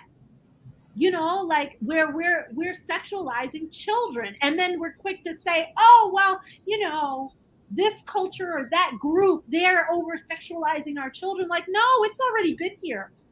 It's taboo and we just don't talk about it. And it's like, so again, this generation is like, no, why am I protecting this person who's abusing people and causing hurt and trauma? I'm not doing that. I need to be independent and I need to be able to fend for myself, because as we learned during COVID, nobody's coming to save you. That's facts. You know, and you got to be strong because life gonna whoop your ass. But it's like, again, if women are doing it, or, you know, again, whatever the intersection is, we have to, you know, look at it and you know, do we really understand the full scope of what it is we're parroting out? Because let's be clear, most people are parroting out things that they hear, things they hear their friends say, things they get from social media. And it's just like, don't give it a second thought. And so I'm glad you said that story earlier where you were saying like, oh, you know, you had to step up for a sister because of the guy making fun of her for a sexual assault. And, you know, this is something that can be talked until people are blue in the face. And people just really, really, really don't understand how pervasive violence against women really is. And real quick, because I just thought about this. Ironically, the guy who did this and then called me a simp for defending her and other women in that situation is the guy who was, remember the guy who was inboxing you when you came on my show? I was like, that's right. Oh my goodness. Okay. Yeah. But go ahead. My bad. All I'm gonna do is shake my head on that one. I'm shaking my head. But when it comes to violence, like, this is something we have socialized girls and women from a very young age as though this is something that's normal. And unfortunately, it is normal. Even though we don't want it to be happening, you know, the first thing a person's going to say, oh, what was she wearing? Was she drinking? Kind of a thing. And it's just like, when you take that, like, I remember a story my coworker told me about how a woman he knew was on her way home and she had opened the garage, pulled her car in, and she was getting ready to, you know, pull the garage door down. And a man came in And he pretty much told her, if you don't be quiet, I'm going to kill your kids. So he knew her, and he proceeded to do what he did. And it's just like, you know, it's very easy to say, oh, well, it's your fault. You put yourself in that position. And it's like, because originally I was thinking about, a video about street harassment. And I was going to say like, oh, well, why don't we get into, but I didn't want to get, too far off, because I'm trying to set the foundation, but I don't want to get too much on the foundation that we don't get to the Kemetic parts. So, but it's this idea that I literally had to have a conversation with a man that I know and whom I've known for numerous years. And they asked me, well, why don't you have male friends? And I said, because I don't trust men. And that doesn't mean I'm a man hater. That doesn't mean, you know what I'm saying? Anything like that. Like I very much have a lot of esteem and respect for men, but a lot of what's walking around with dingalangs in between their legs are not men. They are animals. And to the point of, in my life, I have been stalked twice by 2 different people at 2 different ages. One was from work. One was a previous romantic relationship that I ended, and he didn't want it to end. Excuse me. I have been assaulted before, walking to work, where I had gotten off the bus and I was walking to work, and somebody on a bike came by and smacked me on the butt. And I just remember being on the corner and I just started crying, because I was like, I thought he was trying to push me into traffic when it happened. So it scared me. Just in general, these things are so pervasive, where again, this I think it was a case from 2000, either like 14 or 19. I know that's a big jump, but it was this guy who he had a sexual assault charge. He was registered and everything. He moved in, I believe, with his mother, and with the mother was living like his sister's daughter. So his niece was living there, and he began an incestuous relationship with her, as well as there was a 1-year-old baby in which he also had it was another family member's kid, and had an incestuous relationship with her, and gave them both HIV and other STIs. So, and again, this is not that's a once in a while thing. It is not a once in a while thing. Like, like, not to get into politics, but everybody's looking for child predators. Look in your family. You know who they are. You know who the creeps are. Like, look amongst your friends. You know which one of your friends are creeps. You know which one of them are cheating on 50 million women who are untested and having sex with every old body. You know who these people are. And again, it's an actual crime to give someone an STI and not tell them. Like, that's a legal thing at this point, because it's so pervasive. But it's your fault. Like, we sing, like, I remember one time, because red flags are a thing, but people also lie. A lot of people lie to get what they want. And again, coming from a place of scarcity, I can't get the woman I want. I can't get the job I want. I can't live in the neighborhood, drive the car that I want. So I'm going to go out there and do these things so I could feel big and bad about myself. It's a mental health thing. Like, it's a control thing. It's a power thing. And, it's the same thing. It's easy to take advantage of those who are perceived to be weaker. So lesser in age, lesser in stature, lesser in muscle makeup, whatever.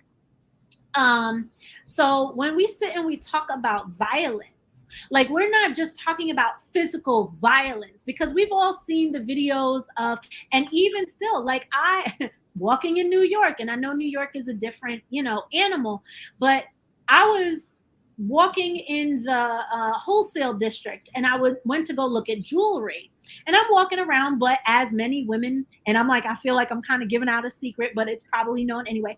Most of the times women will wear earphones in public so that we don't have to engage, because most of the time when we do engage, it's disrespectful. So whether you're nice or you're disrespectful, the response is very abrasive, cuss you out. You don't know if somebody's gonna try to cut you. And again, how many stories? Oh, I complimented her legs and she didn't say thank you, so I cut them. Who does she think she is? You know, like these are for real stories that happen all the time. So it's the verbal abuse, like because I didn't, like, I had the earphones on, the guy was talking to me, and he was trying to holler, oh, what's up, you look good, da da da. I'm just trying to look at jewelry, bro. Like I ain't come to this city for all of this. I just want to buy jewelry. Like, can you like leave me alone? I don't want to have to entertain that right now. And he proceeded to call me a bitch and who do you think you are? Like all of that. To the point where women cross the street when they see men, because we don't want to be bothered with that kind of stuff. Now, granted, the new generation, some of the women are starting to do that to the dudes.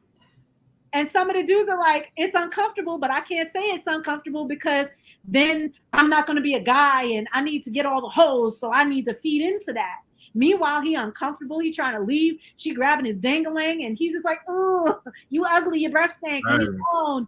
But he got to stand there and be a man. Like I got cursed out yesterday because a lady, and she was with her daughter, and I didn't really pick up on her giving me, a particular kind of energy, and she made it more blunt, let's say.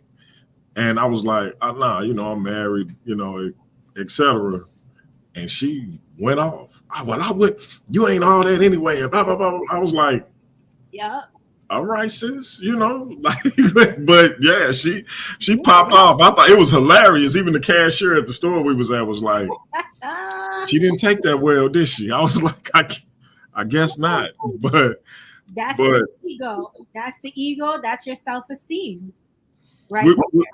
Would you say that, like the experiences you described, though, with these wicked ass men who do these types of things, mm-hmm. do you think that has contributed to like the talking points we see from people like, I don't know if you're familiar with her, Cynthia G. Mm-mm. So this is a woman who says, and she popular on YouTube, and I know you don't really, but this is a woman who says Black women should start aborting Black male babies. Oh, I've heard of her. I didn't know her name. Yeah. Yeah. And things of that nature. And I'm wondering if that kind of behavior, because I thought it was a reaction to the Kevin Samuels of the world and things of that nature, but then hearing the Kevin Samuels talking points and the men who follow that, plus the behavior you just described, mm-hmm. I can see how that kind of collided with each other and then creates somebody mm-hmm. like a Cynthia G and the people of her, the women who kind of follow her model. Mm-hmm. So it make a lot more sense to me now, because at first I was like, where the hell did this come from? Yeah. So, but go ahead. There's this challenge. I think it's from like a year and change ago, but it was a challenge for women to go out there and test your man.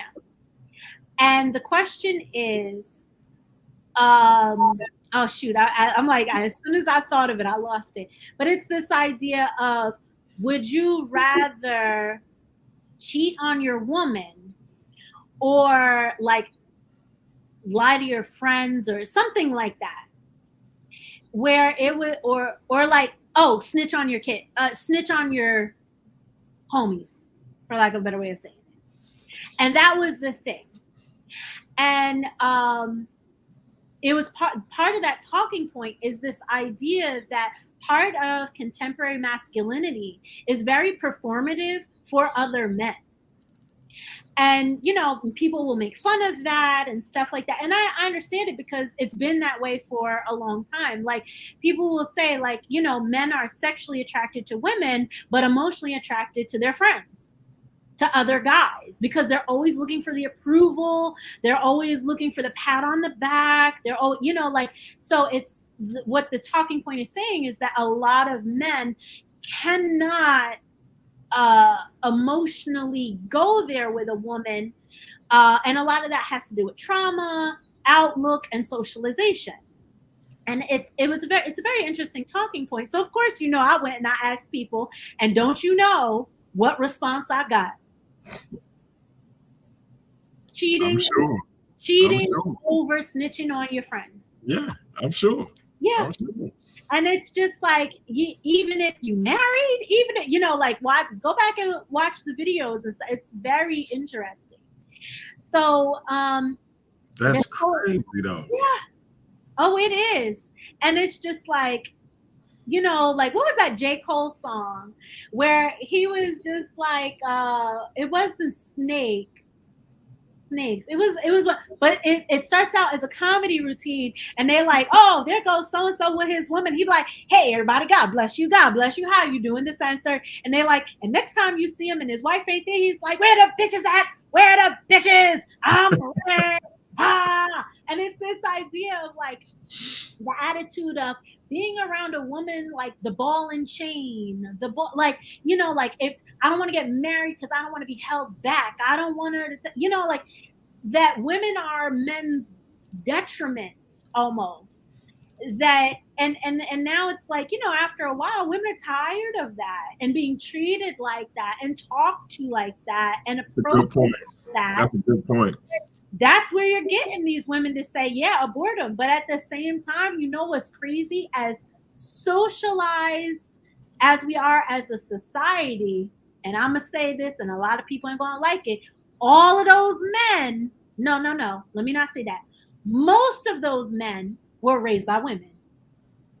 That's facts. So at the end of the day, we have to look at ourselves as well as hold the other side accountable too. And again, that goes for both sides. Because you can't say, oh, well, you should have known better, but damn well all the people you hang out are married but frequently cheat on their wife, want to be with their baby mother but constantly have a rotation of women. Like, you don't hang around with your friends that are in relationships and committed relationships and married. Like, you don't hang out with them. You hang out with the other ones. You want to go out because it used to be Dominican Republic. You want to go to Colombia with your boys. And again, we all know what happens on those boy trips. We all know what happens on them all girl trips. So it's you can't sit here and just say, oh, it's just one side or the other. Like, we're both contributing to this. So that idea of forced abortion and sterilization, how many times people have a oops moment and you better get rid of that. I ain't signed up for that. I don't want that. If you decide to have that baby, you're going to be on your own, is the attitude. No more are the days of, well, you knocked her up. Y'all better get married now. Mm-hmm. But then again, what were the quality of a lot of those marriages? But, Right. or just, all right, I knocked up. Let me be, at the very least, let me step up for my child. Yep. Like I want to be at least responsible for myself. And again, the sanctity and divinity of men. Like, women hold life and create life, but men are a participant in that. And that is sacred. And the fact that we do not value men's healthy sexuality and the idea of what men also bring to the other half of a child as not being, as though it's only the woman doing this, is very warped. Yeah. But so this idea of you better hurry up and get an abortion or something. There are guys now that women are saying, you know what? I like being child free. I don't want kids. And guys poking holes or or taking it off in between, in the middle of the act. Like, so there's treachery on both sides, but it's the idea of, as a society, why are we so comfortable in acting violence upon each other and ourselves in the long run? Because at the end of the day, that guy who's laughing at that woman for what she went through, 9 times out of 10, no doubt, your mama, your sister, somebody, some woman you know, went through the exact same thing. Like, I'm gonna tell you when I had to get cognizant of the way I treated, or I'll just say, be honest and say, misused or mishandled women in my past. When I looked up and realized I had 4 daughters. And now I'm paranoid that what I did is now going to be returned to them. And so I'll never forget my oldest daughter started dating a boy who he was born, like his birthday was 2 days before mine. And we were very similar. And I'm just sitting here like, she was crazy about him. And I'm like, it's not going to end well. It's just not. And it didn't. But it was her first, everything in that nature. And I'm just like, I got to let it play out. But I just knew, because he acted too much like me. And I'm sitting here like having to, like, I want to claw my face off. And so it hit me like, yeah, I'm getting all of that back. Like, I'm so grateful to have my son as my youngest, but who knows how that's going to turn out with regards to what I got to see him deal with. But you have to understand that if you don't see it with your sister or your mother or your aunts, you're going to have children. It's coming back around one way or another. Reciprocity is coming. I think even just going further than that, this idea of that's, I don't want to say very Western, but it's very superficial to say that, well, I can only sympathize and empathize with things that are right in front of me that are related to me. And it's just this idea of, well, what kind of people do we want to be, where we are not giving consideration to the person in our left and our right? Because at the end of the day, those are the people who are living around us, that influence us, that they say you're only, like, you are the company you keep. So if you're walking through life making fun of women because of a disgusting act, what does that say about your character and who you are, how you've been raised, and how you relate to the world around you? And everybody is in their ego. Oh, I'm so smart, I'm so great, I'm so this, I'm so that. Maybe you're not, because you're talking to women. Oh, she deserved that, she should have known better. What? You sound insane. Or accusing a woman of lying when you have no proof that she lying. And understanding that, even bringing up that situation, somebody very close to me who went through that in her teens is now in her 40s, and she still deals with the repercussions of that every single day, how it affects her relationship with her parents and everybody she's connected to. And so when you careless with your words and accuse a woman of lying about something that traumatic, you don't know what that will bring up for her. And that's what bugged me out about that particular situation a while back. It's like, come on, man.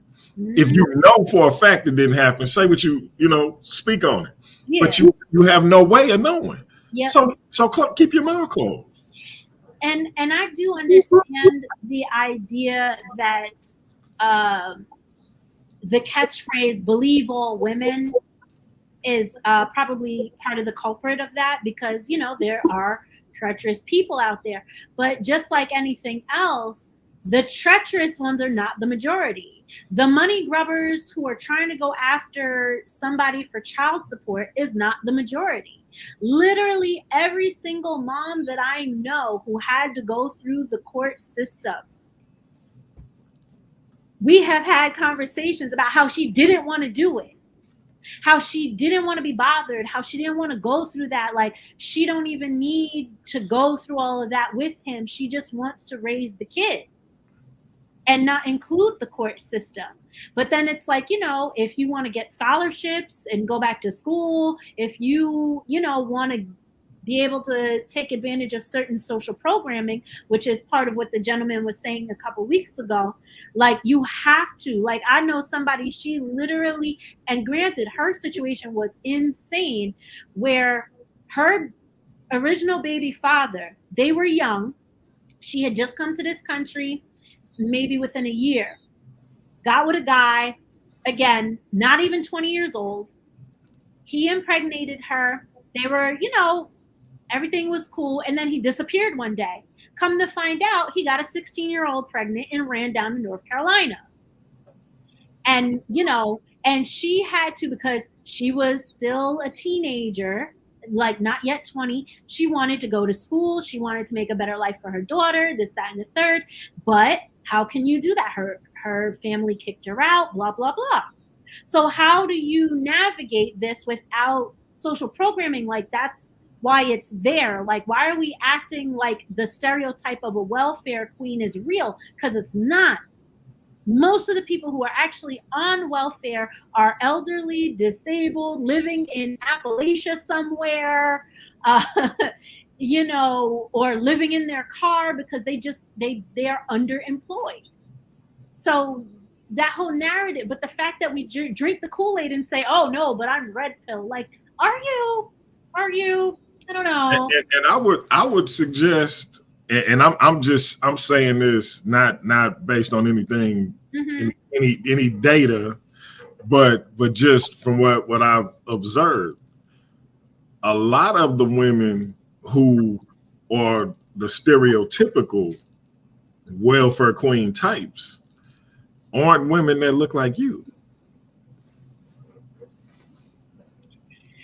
I said Appalachia. I said it for a reason. But yes, even just the idea of who's actually on welfare. Like, you could say that, oh, people talk about immigrants, like, oh, and they're just on, well, no, they're not. No, they're not. Like, that's not how that works. But good try. Nice try. Okay. So this is like a little bit older data, but I liked the picture. So I picked this one because the newer data doesn't have super cool. It's just regular charts, and I was trying to mix it up. So it's now 1 in 5 women experience domestic violence. But I even question that, because they say due to COVID and the lockdown, that domestic violence, like, I had a friend from high school reach out to me, and she was trying to get out of a domestic violence situation down south. And, she was asking for help, and she was trying to get out of it from during COVID. And even just this idea of violence, like financial abuse, like, it's very interesting how many people, oh, I'm a provider, I want you to be a housewife, this, that, and the third. But then you don't want to give her money to do this. You don't want to give the money for that. You want to be real tight with the money because you think she's going to take advantage of it. Why would you marry somebody who you think is going to take advantage of you? Or why are you touting that you want to be this provider man, but you have the outlook that everybody only wants you for your money? What are you doing? And then for the women, why would you put yourself in that position if you see that this person is moving in a way where they're penny pinching? And I'm not saying, because sometimes financial things get hard, but if that's their general outlook and they are of a mindset of scarcity, that's not a positive situation, because a provider isn't going to sit here and be concerned like wholeheartedly with scarcity. And, unless they're not working or job market's hot, like, again, extenuating circumstances, but that's not a 24/7, 365, all these years type of thing. So women are murdered by their partners. 3 women are murdered a day. I saw one statistic that said 7 women a day in the United States. 1 in 6 women survive attempted or a completed sexual assault. I have had numerous students in high school. I just had a young lady, her younger sister in elementary school was sexually assaulted by another child. And now she has PTSD and tried to commit suicide because of that. And she's 10. She's 10 years old. So this isn't about you're drinking or not. This is elderly women, because they're easy to overpower. Like, elder sexual assault is a very real thing by care providers and things like that. Not being funny, if you ever seen the first Kill Bill, it's not that far off. Yeah. Like, that's very real. 15 million children are exposed to domestic violence. So males and females are seeing this in their home, whether it be sexual abuse, whether it be physical abuse, emotional abuse, mental abuse, financial abuse. All of these things, like the children are watching. And if we're going to sit here and we're saying, oh, well, we're conscious, we are, the rest of the Black community needs to look at us as a beacon, but we're not addressing these things that are going on. We're not realistic. We're just going to sit here and fart clouds and say, shamalama ding dong, I'm a god and I'm a goddess and I'm a queen, and oh, you should bow to me because I fart. Like, let's be real with each other here. So the next part we want to say, and I touched on this in previous things where we're talking about the economic injustice and the pay gap. So in general, the pay gap has shrunk, but it hasn't shrunk for the past 20 years. It's been approximately the same. And but it has, if we compare it to the 60s, it's gotten smaller, but it's still not gone. And during COVID, 1.5 million jobs were lost by women, more than men, simply because who was staying home to be the caretaker? Because society says if you're a man and you're staying home to take care of kids, you're not masculine, you're not a manly man, even though those are your children. And you should care about how they're being raised. And if the woman is making more money, or if you all can work it out where you could be there and she could be there, but the fragility of how we show up in the world is more important than developing our children, that's a problem. Women make 78 cents for every dollar. However, Black women make 64 cents and Latina women make 54 cents per the dollar. So I was trying to be a little multicultural there, if you could tell. In general, according to the Census Bureau data, 30.1 million people are living in poverty, and 56% of people living in poverty are women. So if we have, and I've made this point before, if we have single parent households, most of our single parent households are living in poverty, but we're sitting here being mad that she want to take half my check because we're in poverty. She's working at Food Lion. She's working at ShopRite, like as the cash register. She's working at Macy's. Like, I even seen this one woman, she was sitting here talking about in one of the women's groups, and she was like, oh, I want to be about the soft life, but in general, like, I dropped out of community college and I work like a regular 9 to 5. And it's just like everybody was like blowing smoke up her butt. But that's the part of Kevin Samuels that is very true. Like, how are you going to say you want a certain level of life, but you're not contributing nor on that level to actually live that life? That's dreadfully immature on both sides.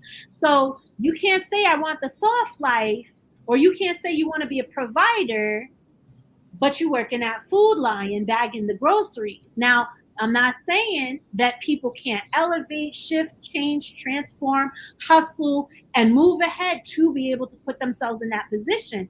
But someone always tells me, like, yo, you really got to look in the mirror and keep it real with yourself. You have to understand and not be ashamed. Like, yo, I'm living in poverty. I live in a building where they piss in the elevator. Life ain't that good. Like they have not taken down the caution tape yet. You know, like I live in a certain area because not because I want to live there, because that's where I can afford to live. So you can't say like you. And again, we have these ideas because of celebrities, but again, celebrities, a lot of them didn't start off wealthy. Actual wealthy people, they'll be like those dudes in Dubai. They'll give you a couple of dollars, they'll laugh at you, make you do outrageous stuff, and throw you away in the trash, just like every other person. So, you know, we got to be careful. So this is just like another chart about poverty. And like I said, I'm gonna just try to hurry up. So lack of access to healthcare. And I know people's first thing is like, oh, abortion and blah, blah, blah. We ain't even talking about abortion. We're not even touching that. I'm not going there. That's not what I'm talking about. You know, You're just talking about being able to go to see a doctor for a checkup. Yes. So if people are in poverty, if 56% of women are in poverty, then what kind of health benefits you think they got or don't got? Or the only health care they have is whatever the Affordable Health Care Act allows them to have. And depending on your state, that's a whole lot or a whole little. And then if you have kids, you know you're going to bring your kids first. You're going to put food on the table first. You're not going to go get that care. You're not going to go to that doctor's visit to pay that copay so you could get that penicillin because something's hurting. Or, you know, like how they say Black women have fibroids at such an alarming and high rate. But if we say, oh, well, you can't go to an OBGYN, and if you go to the OBGYN, are they going to listen to you? Or are they going to call you a drug addict? Or are you going to, you know, get a medication and then go deliver your baby? And then like in states like Arizona, where certain medications that you're on, even if they are prescribed, CPS is going to come try to take your kids because you're on a medication. So, and that could be a psychiatric medication. That could be, I forget what the name of it is, but it's that medication that a person takes when they were addicted to opioids, but they take this to kind of get themselves off and get clean. That can get your kids taken. Having any sort of, if you live in a state where marijuana is not legal, even if it is legal, probably because it is a baby, you know, people are going to look at that and it's going to be flagged. So it's like, and we know as Black people in general in America, we ain't trying to go to the doctor because we know what happens. We know how we're treated. We know there are experiments that, like even what they did to the Puerto Rican women, I think it was in the 50s or the 60s, and tried out all these kind of sterilization things on them. Like people aren't going to the doctor if they even have money to go to the doctor. Black women are 3 to 4 times more likely to experience a pregnancy-related death than white women. Black women have a difficult time accessing reproductive health care that meets their needs. So again, you get that doctor because you have your, you know, the health care that you have. And the doctor comes in, they ask you 5 questions, charge you $1,000 for asking you 5 questions, ask you if you have any more questions. And if you do, they're going to give you a 30-minute consultative fee, even though they were only there for an hour. And then your insurance is going to be like, you better pay this. And so, no, you're not going to find a quality doctor, because quality doctors, you have to try multiple doctors before you figure out one that works for you. Or you could just go to the clinic. That, you know, healthcare discrimination, and we're not even talking about mental health and just in general how Black people don't access mental health. But even when they do, it's a whole thing about culturally competent care, racism and discrimination from the healthcare providers, having the economic resources as well as the stigmas, and that's changing with the younger generations. But this idea that how many people, like, we're already as a country in a mental health care crisis. There are not enough mental health providers for people who need stuff. How many people do we know that says, yeah, I called and called and called and nobody called me back?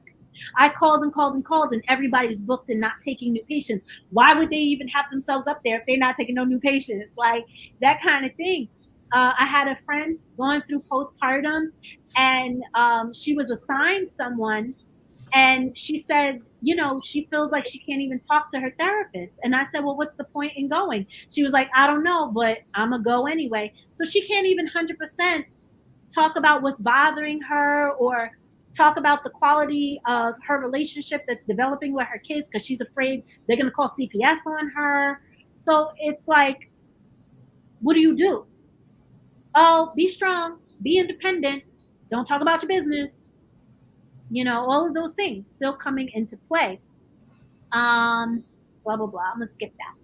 So just looking at social media, what I have seen women talking about from the various groups that I'm in, lack of respect. So this is lack of respect from other groups. This is lack of respect from within the group. This is within the same gender, race, you know, location, all of that. Like, just lack of respect seems to be like a very pervasive thing. How many times I've seen posts of women saying, I'm looking for a bunch of girlfriends, like I'm trying to level myself up and I don't have anybody who I could talk to and support and share with, that I feel comfortable and vulnerable, because the friends from before were all about gossip, about partying, you know, because those are your young friends. Because when you're young, those are the things you do.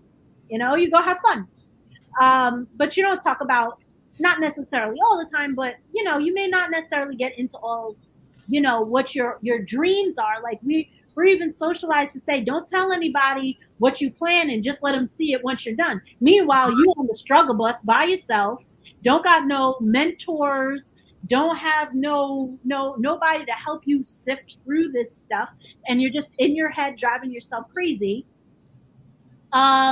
Strained relationships with maternal figures, like how many women I've heard say, like, I don't even talk to my mom, we don't even get along, she used to abuse me, she used to beat me, she used to you know, do all these horrible things to me, so I don't trust women. So we got women not trusting women, let alone being able to trust men. Or some women say, oh, all I have is guy friends because all I could do is trust guys. It's a very interesting dynamic.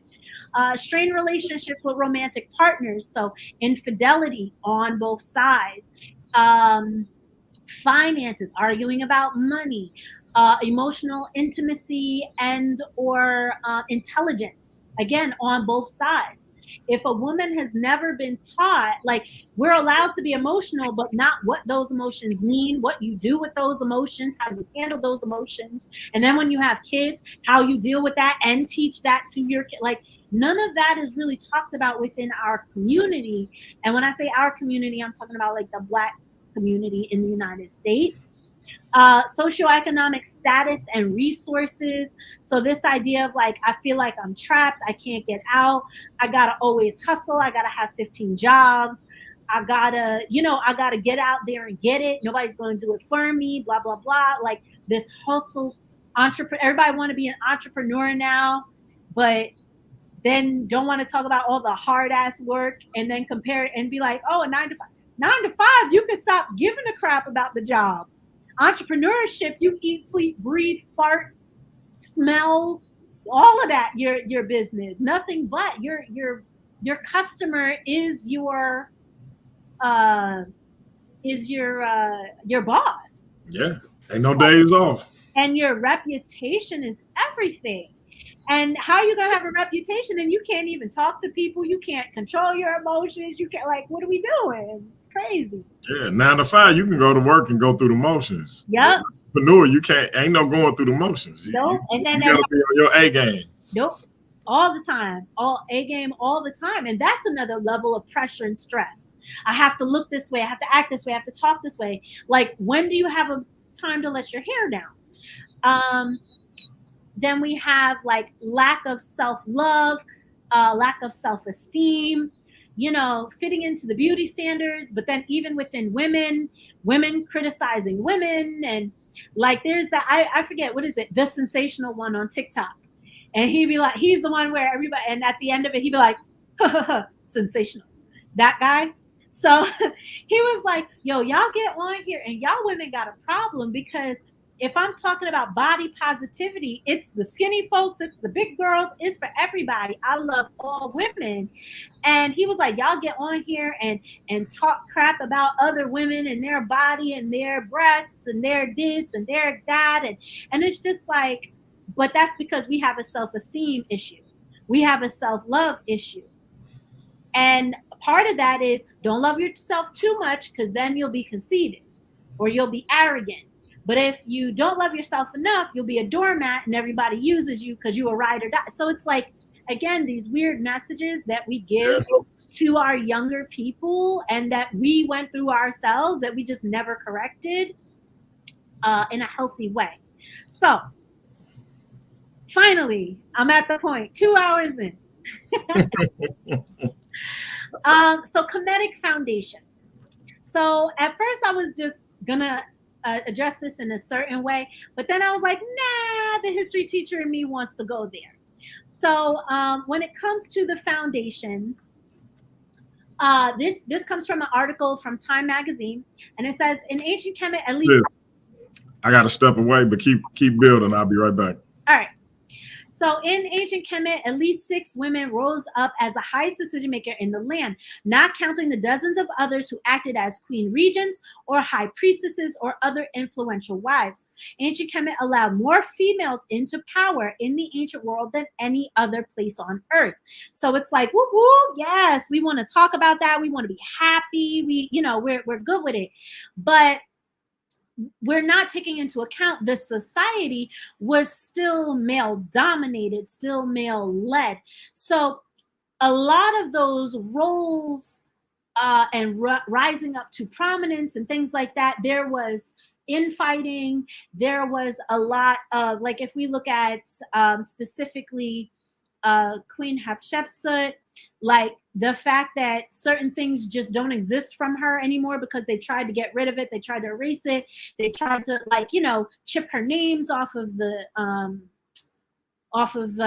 like the stones and stuff like that. So but in general, it's this idea of I can achieve, because sometimes having examples, especially when it's like, I don't see anybody that looks like me, but is a ruler of a country or is this, that, and third. This is when, as being a Kemetic person, looking to our ancestry, this could be your blood ancestry, this could be your regional ancestry, this could be your racial, pan-ethnic ancestry, however one wants to look at it. But if, again, this is getting back to originally when I was talking about the archetypes, where if you fancy yourself a queen, and yes, queens got worshipped, not really, but, people like to say that. Queens have an utmost amount of respect, but you treat others around you a certain way. You hold yourself a certain way. You speak a certain way. But to be a queen, you have to be intelligent. And a lot of times, like, being in this society, being a woman, you have to downplay your intelligence. Now, again, that's changing and so on and so forth. But when we were talking about that toxic femininity, like always playing that, oh, silly me, oh, I don't know, oh, whatever you say, ha, ha, ha, that kind of thing, like, that's not the makings of a queen. A queen can speak with authority without necessarily being abrasive or alienating the people around her. She understands to quote somebody close to me, she understands her audience. She knows who she's talking to. She knows what the bigger picture is. She's constantly thinking about the bigger picture, whether it be the bigger picture for her family, the bigger picture for her relationships, the bigger picture for herself financially. So whatever it is, she's thinking big picture. She's not going to get bogged down in the emotions of, oh, this person, oh, they got on my nerves. Oh, I don't like them. I don't like the way they talk to me. I don't like the way they address me, so on and so forth. So if one is going to fancy themselves a queen, you have to cultivate queenly attributes. So again, if we want to look at our family members, if we want to look at people throughout history or women throughout history to look at as good examples, we can definitely look to ancient Kemet and see, especially for the ancient world, like even though there was some type of pushback and it wasn't like perfect and girl power and glitter all over the place, Kemet was, if not the only place where women could even do that. Even though there was pushback, they still were able to achieve these things. So, I think that I wanted to start out with that because, we're oftentimes looking at our role models just within this country. And, and this is not in the vein of disrespect at all, but we look to poets, we look to entertainers, we look to civil rights leaders, we look to, celebrities as these are our role models.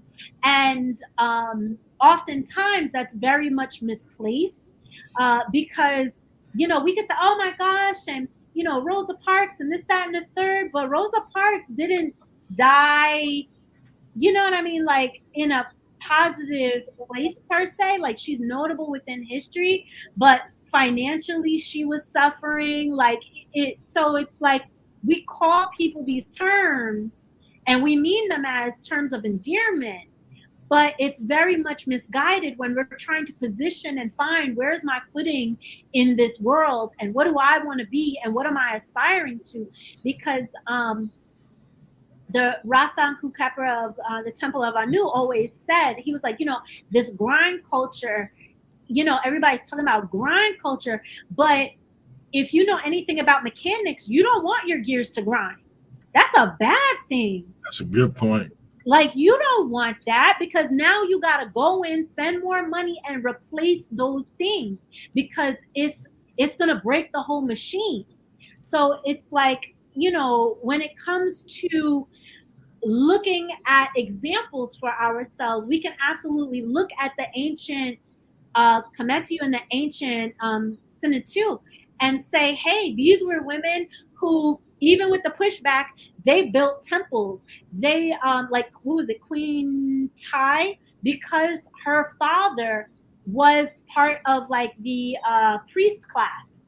And so she was like not of royal stuff and she kind of like got her way up there, but because she ruled for 40 years before her son could come to rule, like even after he was ruling, foreign relations, like people still wanted to talk to her to help out. So it's like, when we're sitting here and we're saying like, oh, as women we're in charge, but you're in charge as part of a unit.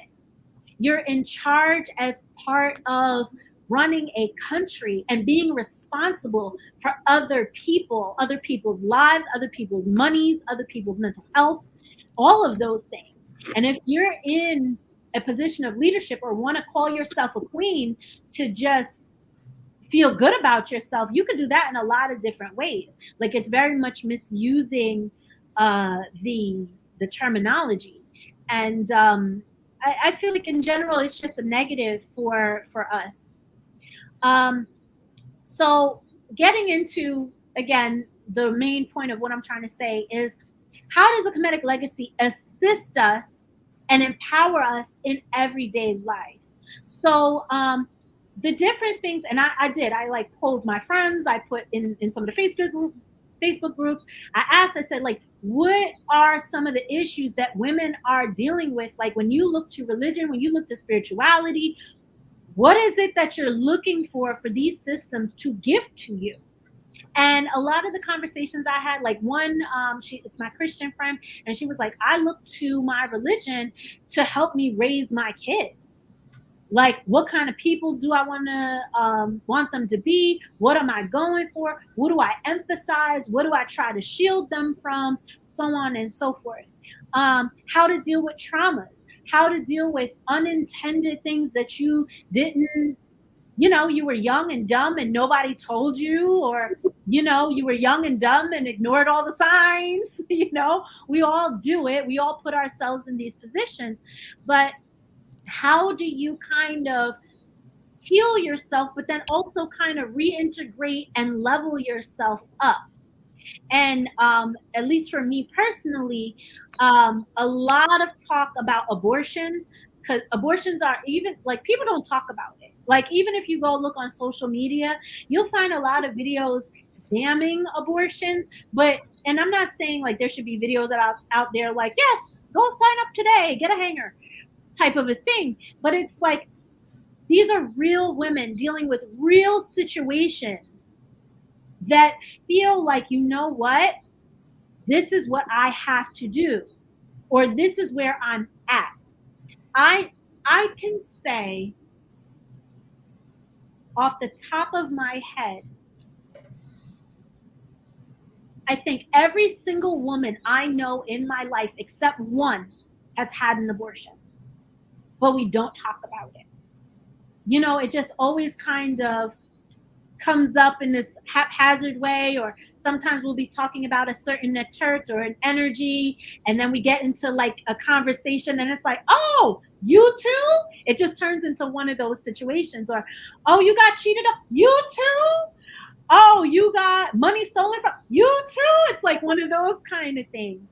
Oh, you somebody, pet you like a dog because they never felt hair like that before. Oh, it's this common thing that comes up over and over and over again. Like one's mental health, but feeling like you have nobody to talk to. So for an example, like we can look at Megan Thee Stallion. And again, she's a trigger just like Lizzo is. I know people be like, oh my God. But Megan Thee Stallion came out with a song called Anxiety, where the whole lyrics of the song is like, I know I'm a baddie, but I got crazy anxiety. And I can't say anything because everybody says I'm lying. And I'm not doing the lyrics any justice. She does the lyrics way better than I do. And it's all talking about her internal dialogue about how she feels so alone, so isolated. I can't talk about what's really going on, what's really bothering me, because I gotta have this face on all the time. And I believe, if I'm not mistaken, with that money from that album, she came up with a website for resources for Black women to deal with mental health and anxiety and depression. Because women are 2 times as high as men for dealing with depression and anxiety. And they say, but because Black women don't get mental health assistance, it could be even worse. Like, I read a study that said literally every single Black person in the United States has PTSD, which I'm like, yeah, anytime you say that, people be like, yeah, I can see that. That makes sense. Exactly. Yeah. So, and again, if we got PTSD and then we go and have kids, how are we raising our kids? Yeah. Yeah.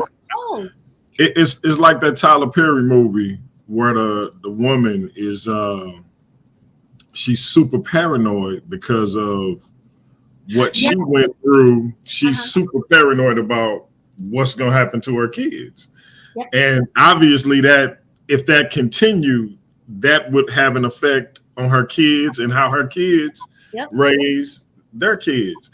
Yep. I remember telling, when I finally got diagnosed with bipolar 2 disorder, and I was like going through that period where I wasn't sure I wanted to tell people.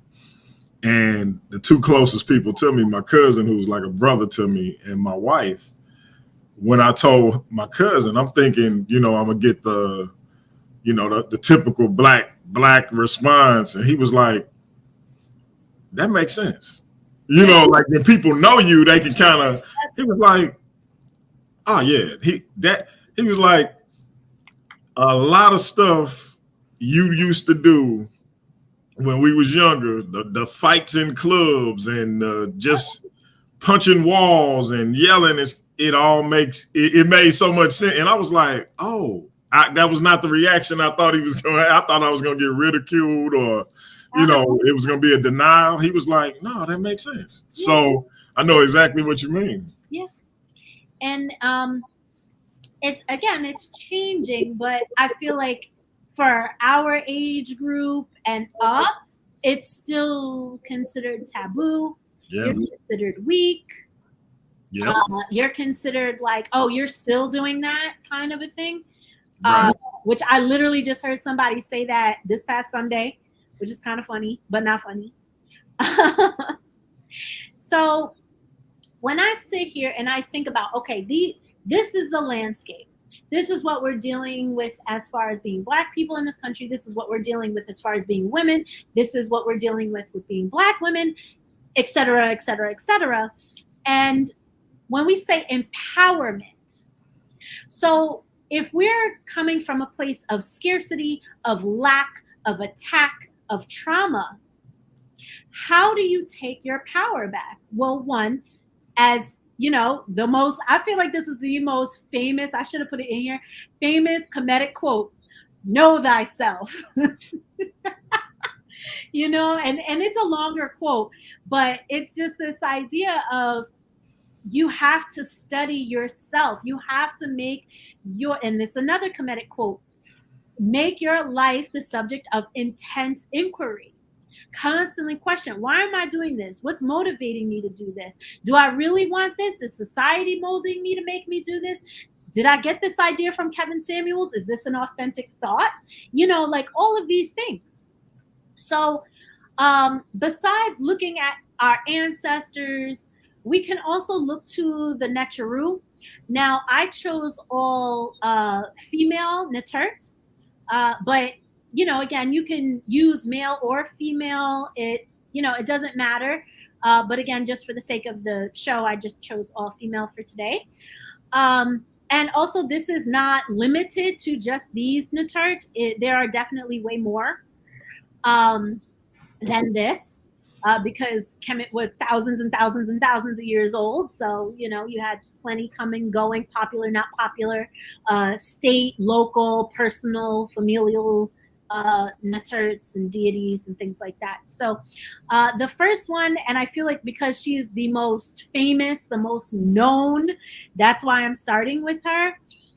So when we think about femininity, like going back to those archetypes, this would be the archetype of the mother, or Set, or Ast, some people will say. So her, she will have a throne on her head. Sometimes she'll have a solar disc with the horns. Generally, it's her because she will have the neckbet here along with it, or she'll have like an orat, like the little snake. That's how it'll be all set. If it's just this crown by itself, then that's totally, different folks. So when we sit and we think about Set, she governs the area of health, marriage, domestic life, womanhood, fertility, purification, weaving, spinning, nature, magic, family, wisdom. So, and side note, when Menyet is saying magic, we're not sitting here and saying like hocus pocus, alakazam. Like that's not what we're talking about. No Harry Potter stuff. No Harry Potter stuff. Although ritual. If a person wants to go there, you can go to ritual if you feel necessary, or if your ancestors or it's told to you that you should perform ritual. Fine, but this idea of magic. And if you notice, a lot, just like a woman can be multifaceted, so are the Neterts, where, you can say magic here and magnetism, but then another one also says magnetism. But again, it's there are degrees and gradations of what these things look like. So when we're saying magic, we're sitting here like your ability to make things happen, your ability to influence other people and influence situations, to bring everything together as though no effort happened at all. And like, so if we think about queens, you know, like in my mind, I've done vision boards, and people probably be like, oh my God, no, conspiracy theory stuff, but whatever. Like when I was sitting here and trying to cultivate and get I had a whole offset vision board.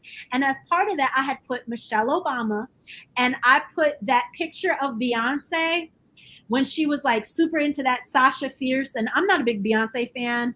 Please don't beat me in the comments.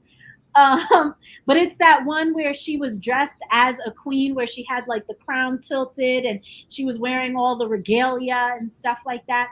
And it's just this idea of like the poise, like, you know, when you see other people, and it's not in a snotty, put your nose up type of a way, but it's like you have so much power within yourself that you can literally just sit there and people will take care of themselves. Situations will take care of themselves. You can say one thing and your influence goes from one person to another person to another person that maybe also has power. And now everybody is doing what you said, but you don't need the credit for it because it's about the bigger picture.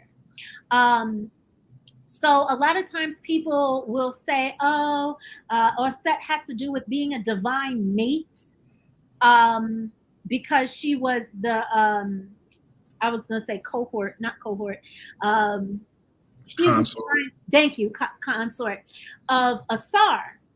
And while, yes, that is true, let's be clear, Asar and Aset, there was infidelity there. She had to forgive him. She had to forgive her sister. So, you know, you have to forgive other women when they do stuff to you. You have to wait. Pause. You mean if a woman does something to another woman, they not enemies for life? I mean, we can still be enemies. That's okay. But like, I'm not going to sit here and you know, turn the other cheek type of thing, you know. Okay, go ahead.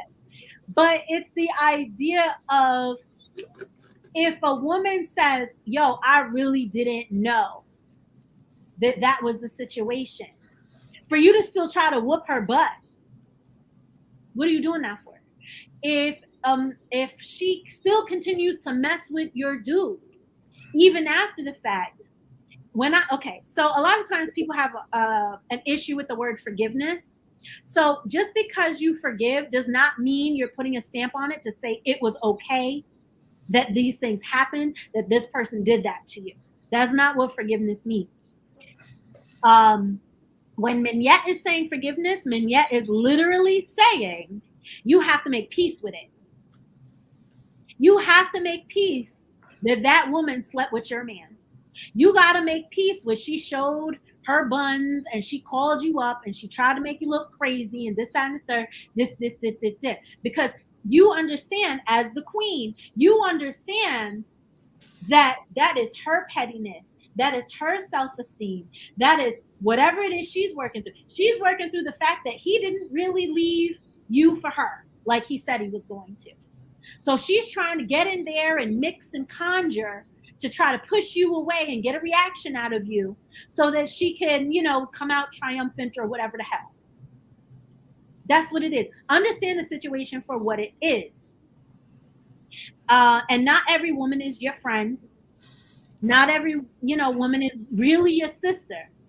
But at the end of the day, you need to accept that that person did something dirty to you. But you know who they are. You know, you stay over there. Peace and blessings. That don't mean you need to F with them. That don't mean you don't need, like, I belong to some groups where some women are like, oh, I gotta get my revenge. I gotta get back at them. I gotta this. The best revenge, remove yourself. If you are truly a queen, like, think about all these monarchs over the years. And these people had multiple side pieces of this and that and blah, blah, blah. And you had cake on the face, and you still had to go out there and process with your crown on and this, that, and the you still had to keep it going.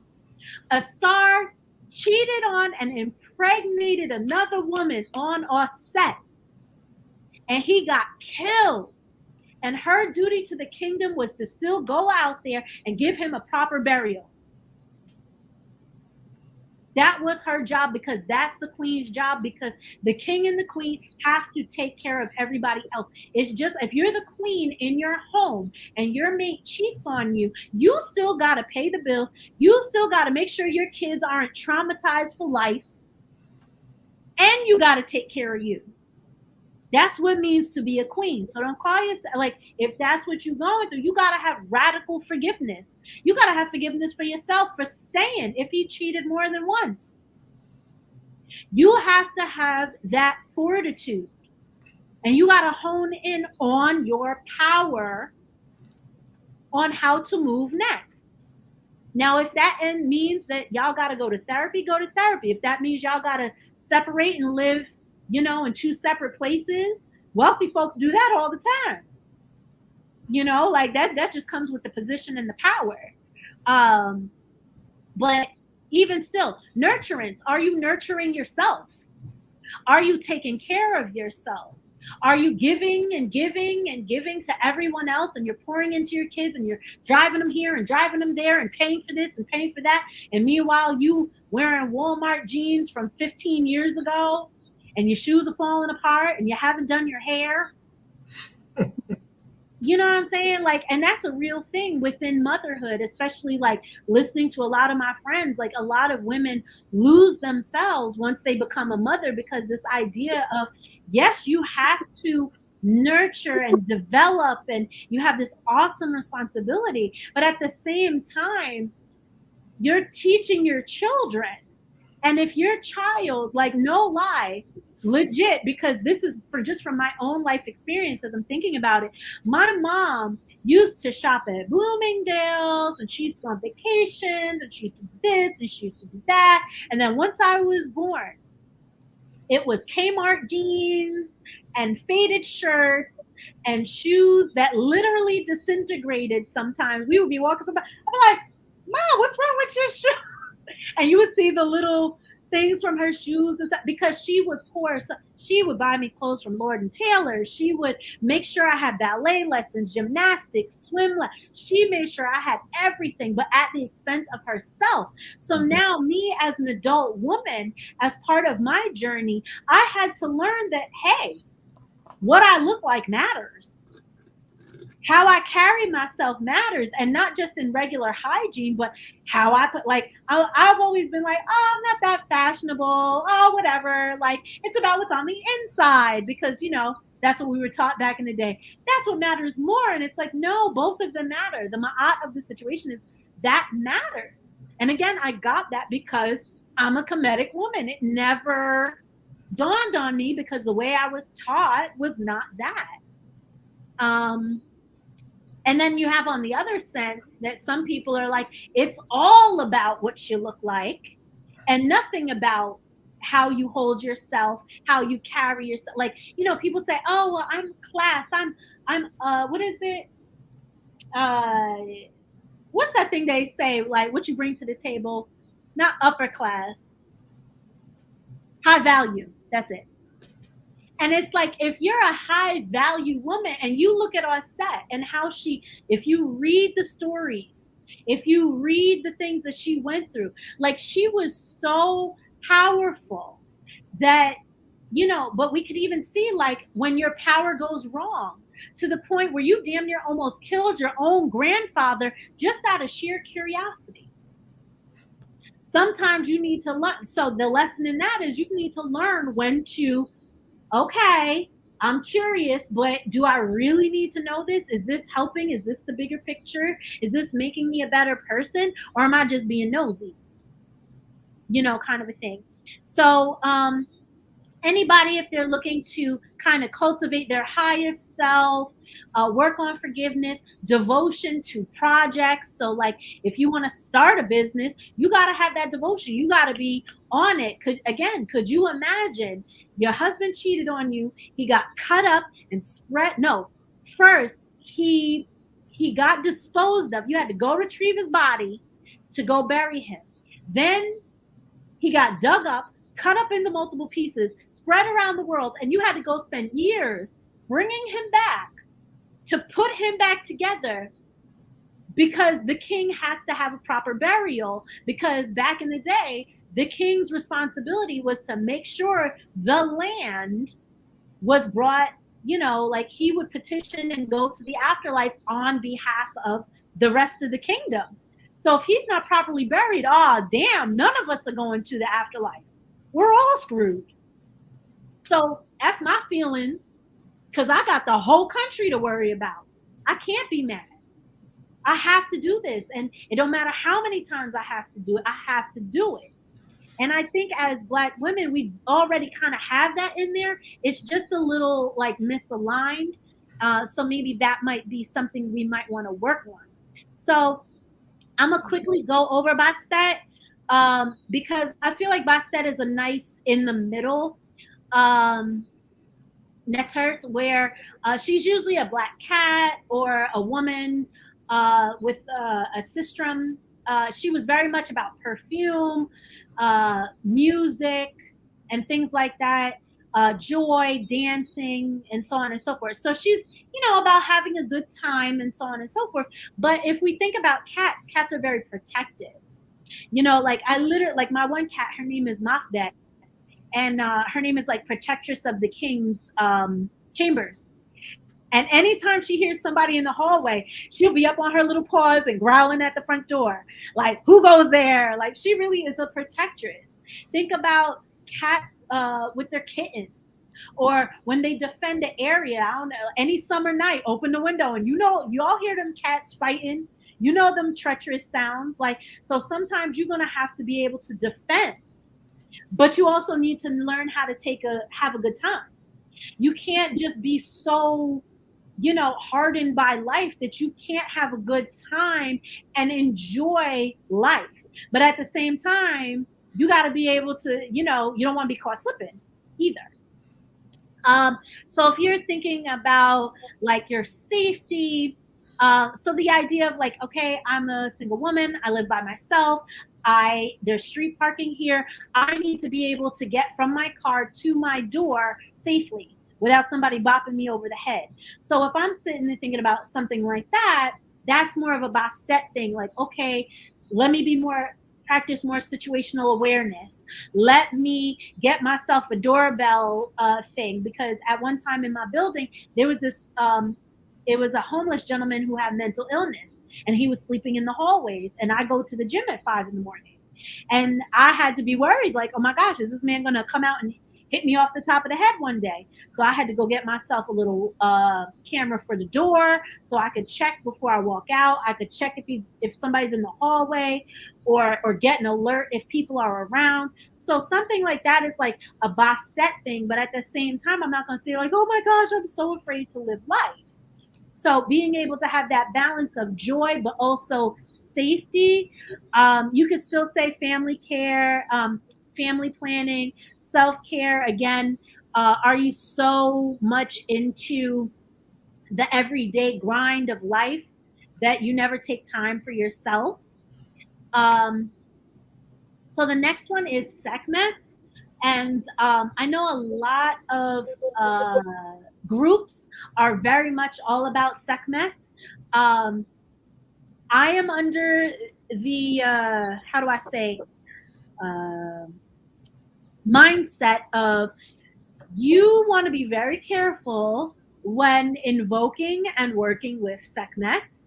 And she is not something to be feared, but that's why I wanted to put Bastet first, because Bastet is, again, about your everyday protection, like, being situationally aware, protection as far as, let me make sure I'm keeping my health together so I don't have to deal with disease and illness and so on and so forth. And there are other Necharu and things that can deal more with diet, but just for that example, because most of the time people will say, oh, Sekhmet, she's about healing. She's a medicine woman. And it's just like, well, yeah, she is about healing, but Sekhmet is the fire. Sekhmet is that, I know we've seen videos before where lionesses will instinctively attack animals that are like twice their size, or jump in after an alligator to protect their young. That's a Sekhmet. That's a, somebody is after me and I gotta dig deep, I gotta defend. That is Sekhmet energy. You don't necessarily need that walking from the car into the apartment per se. Now again, you got Bastet, which is right there just in case. If I gotta get down, I gotta do what I gotta do.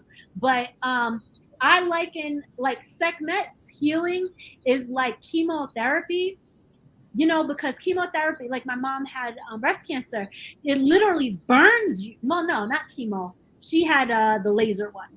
But it's this idea of it literally burns everything out of your body. It makes you weak. Like when you have heavy duty penicillins, when you have heavy duty medication, it makes you sicker before it makes you better.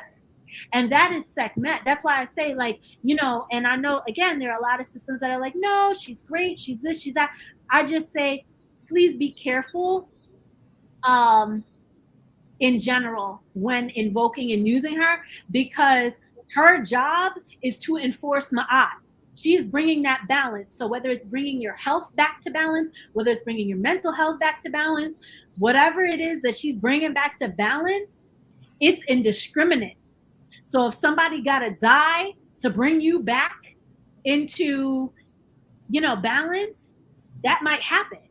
Or if you have to lose your friends, lose your house, I've heard of a lot of people, like I've seen even priestesses who work with Sekhmet like exclusively. And if you look at some pictures, it's like, ooh, you do not look well. Like you look like your health is deteriorating. So that's why I say when it comes to, if you're in an emergency situation, it's, the zombie apocalypse, you lost your job, like, it's some type of an emergency, you can use Sekhmet. But I would even say maybe even use Tefnut before you even use her, because Tefnut it's that lioness energy, but more water. So it's hot, but like steam, as opposed to blazing molten lava. Because calcination, like if we want to alchemy, you can go through the calcination, but that burns everything. Even like when we think of what is it, like the Native Americans, and they used to burn the land to be able to grow. Like that's what Sekhmet's about. She burns everything so that new life and new opportunities can come.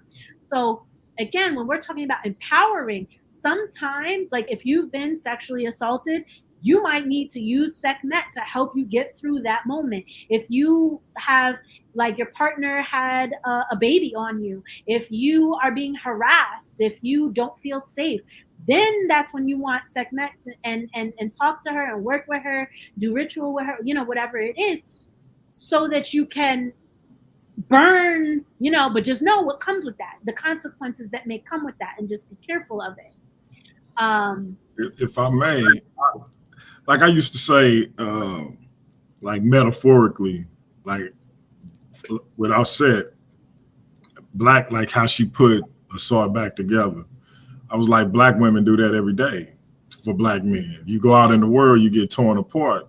Black women put you back together every single day.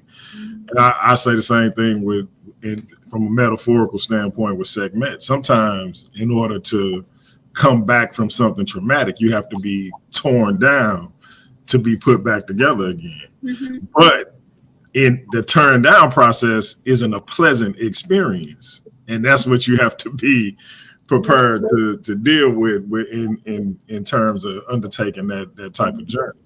But go ahead, I didn't mean to interrupt. No, that's fine. So speaking to that, and just to show the ma'at of it.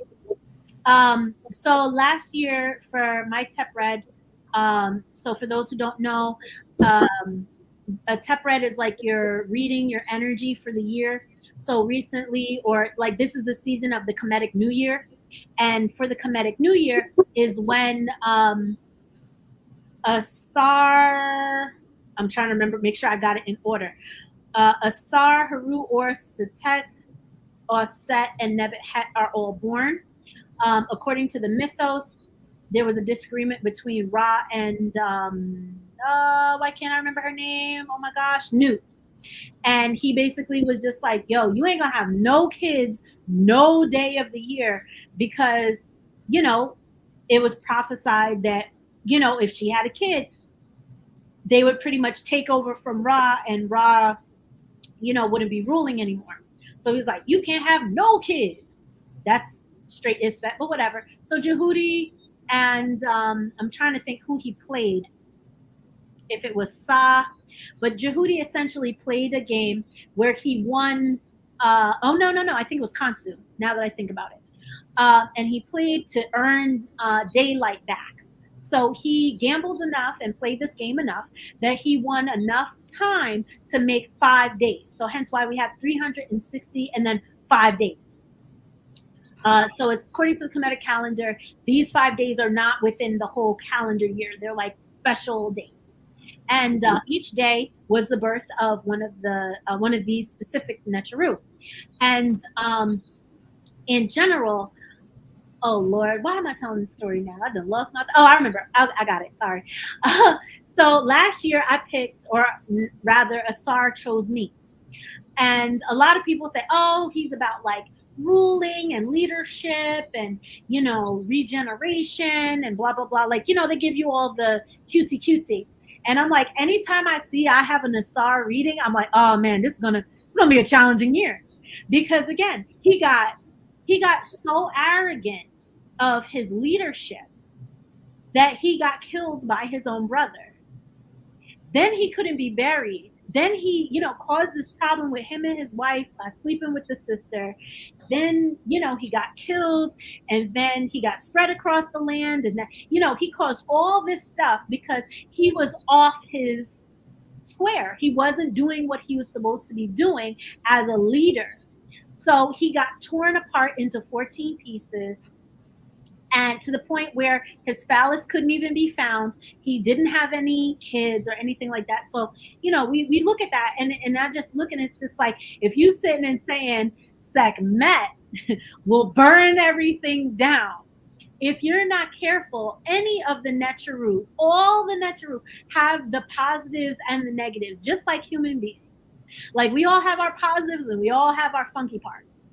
So when it's him being too arrogant, being too full of himself, thinking he got it, he's good, you know, caused him to slip, and he fell, and he caused all this trouble.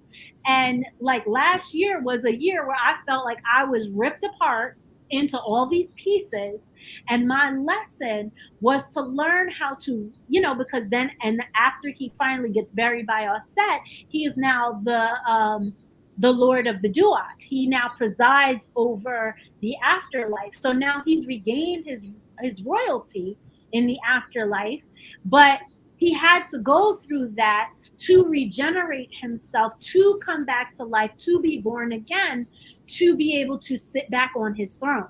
So again, that's why I say this story to say, please remember, it's not just about I'm a female, so I only want to work with female Necharu. I'm a male, I only want to work with male Necharu. Like, it can be both, because they all have lessons to teach us, to show us how to show up and be better people, and to contribute to a better society, and in general, to further move our communities.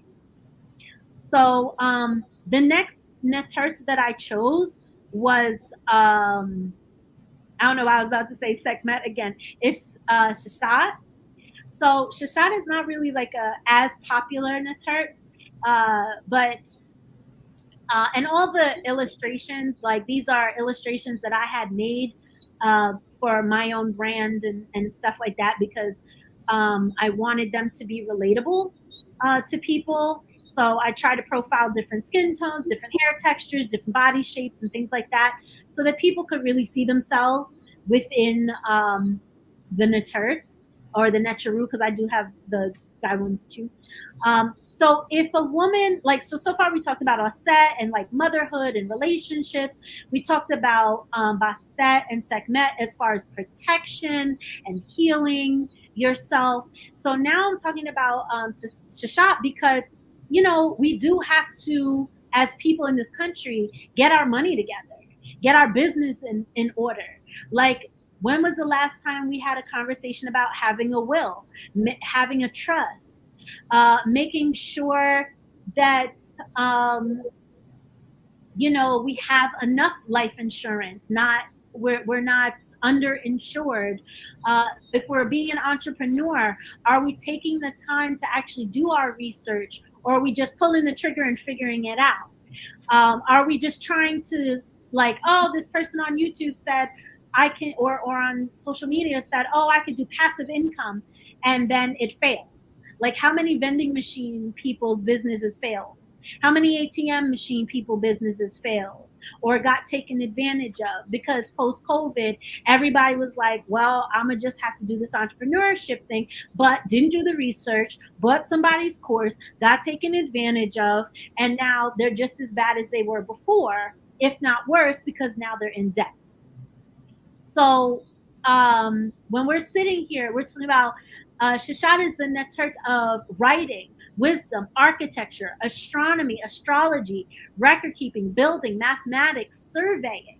So this idea of survey your life. Where are you? Architecture, what are you building? What systems, what routines are you building in your everyday life? Are these routines that are going to bring you to your highest and best self? Is this the places that you want to be for your family, for yourself, for you and your meat?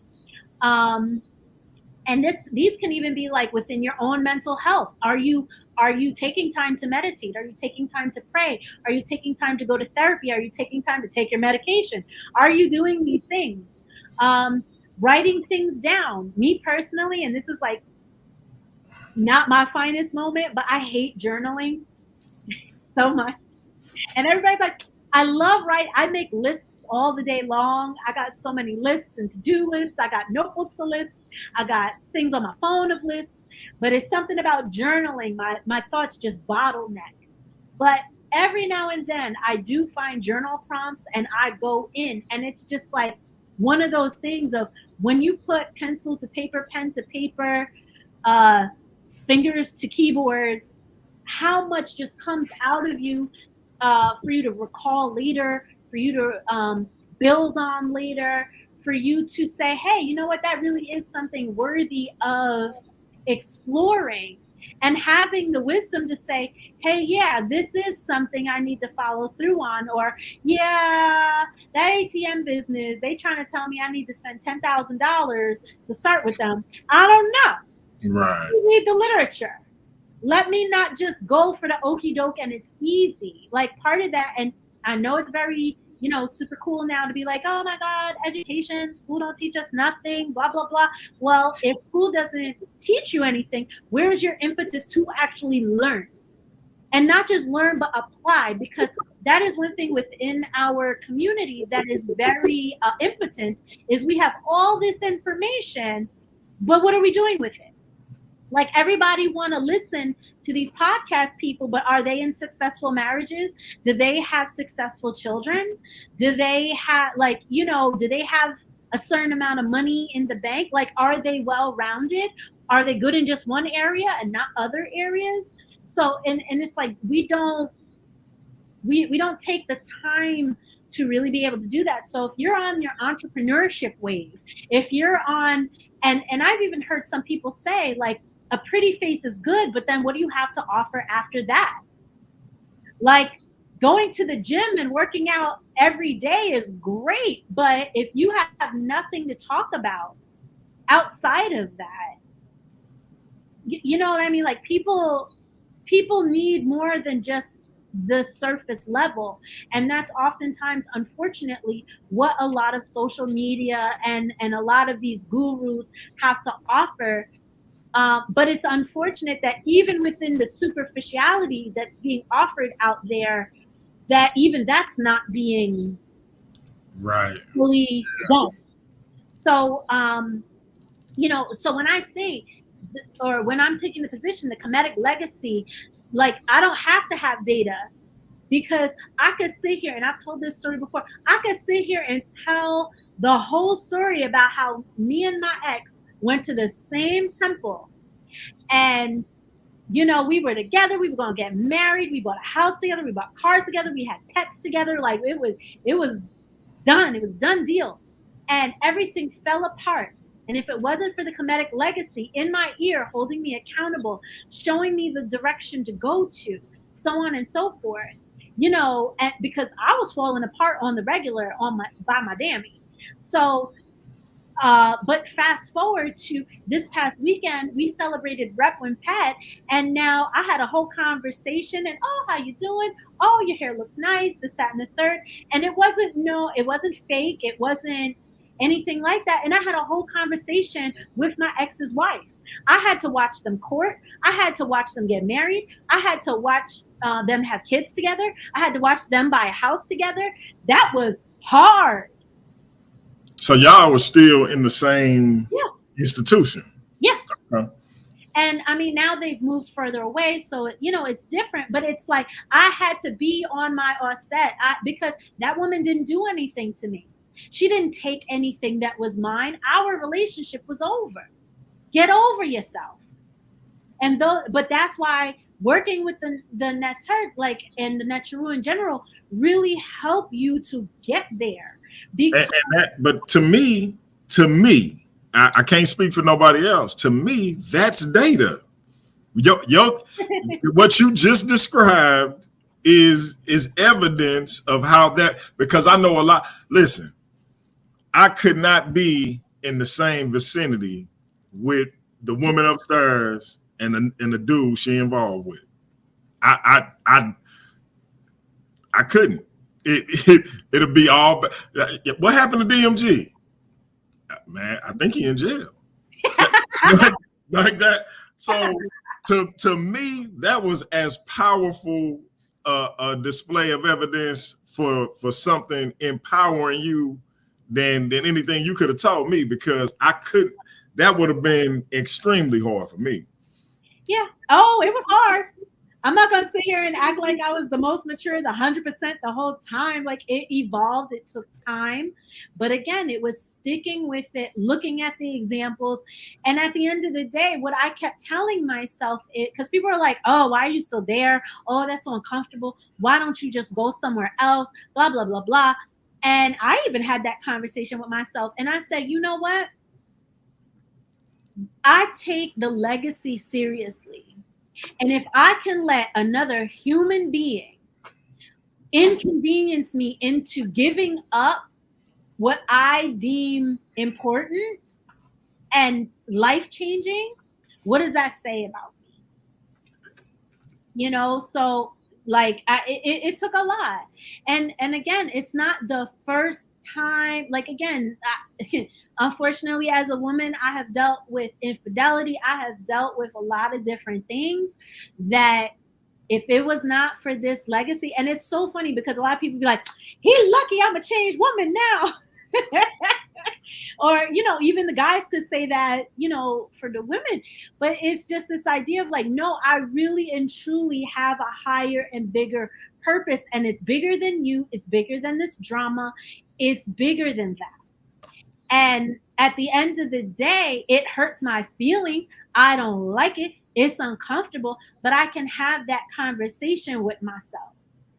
And I could keep it real with myself to say, like, sometimes maybe I do have to sit this one out for a couple of weeks because it's really bothering me. It's getting under my skin. But then, okay, we're not going to take too long off, because why would I stop worshiping and doing ritual and doing hesi and chanting and singing and all of that because a person is annoying? You know what I mean? Like, like what they say, your character when you're at your lowest. And anytime I'm at my lowest, like, oh my gosh, case in point, I found out today I have no health insurance at all. I got no notification. It was certain things that I'm not really going to get into that have to do with my former workplace. But it turned into a very, what's the word I'm looking for? Retaliation, a lot of retaliation. And I got a letter talking about, oh, well, you owe us money. And I'm like, but y'all already took money out my check. So that's weird. And now I went to a doctor's appointment earlier today and they're like, ma'am, you don't have insurance. Nobody said any, and they retroed it back to the end of June. Wow. Found that out today. Now, you know, in my mind, Sekhmet wanted to slice and dice and slash and everything. And I sat here and I was like, I could sit here and be mad. I could sit here and cry. I could sit here and plot and do all of that. And at the end of the day, I still ain't going to have no damn insurance. So what the hell is the point of me going through all of that and then sacrificing getting ready for tonight's presentation? True that. You know what I'm saying? Yeah. So again, another example of how you were empowered by the Kemetic legacy. Yeah, it's just one of those, and it comes up a lot dealing with coworkers and people gossiping, and you know, it's there. So is it fair to say that it's a personal, when we talk about, when people ask for data or evidence, it's a personal thing that one would have to provide, because like you said, it's not something that's been looked into or studied ad nauseum, like say Christianity, Islam, Buddhism, etc. So yeah, that because I feel like that's going to be a sticking point for whatever reason, even though I think you did a good job of explaining why that wouldn't be. Yeah, no, it's just, you know, it's too young, and it's not, so Kemeticism, and again, I've said this before, it's not a, what's the word, was it? It's not a religion or a spiritual practice, because I know some people, they get all weird about the R word and whatever. Like, let's be clear, they was doing ritual, they was bringing stuff to the temples, they was tithing, different words, but they was giving stuff to the temples. That it was a whole thing. Like, so for us to act like they wasn't doing that back in the day is a little weird, but whatever. Feelings. But you know, like, it's not organized right now. So how can you study something that's not organized? Because and that's part of the beauty of contemporary Kemeticism. One temple does things one way, one temple does it another way. One temple emphasizes this, one temple emphasizes this. The thing that unites us is the practice of Ma'at, the reverence of the Necharu, you know, the common language, the love of the culture and the history, and just all of us striving to have better lives. And we know that it's a common misunderstanding about people who for people who attempt to study the Kemetic tradition, because instead of finding someone like yourself or somebody like I always mess up his name, but the head of your institution, or somebody like Jabari or Anika Osaze or Baba Heru, they talk about young Pharaoh and Brother Polite. And so even the people who attempt to study it don't even know what to study or who to study. So your point is made by that alone. Yeah, it's definitely, and you and I have talked about this to long lengths. Exactly.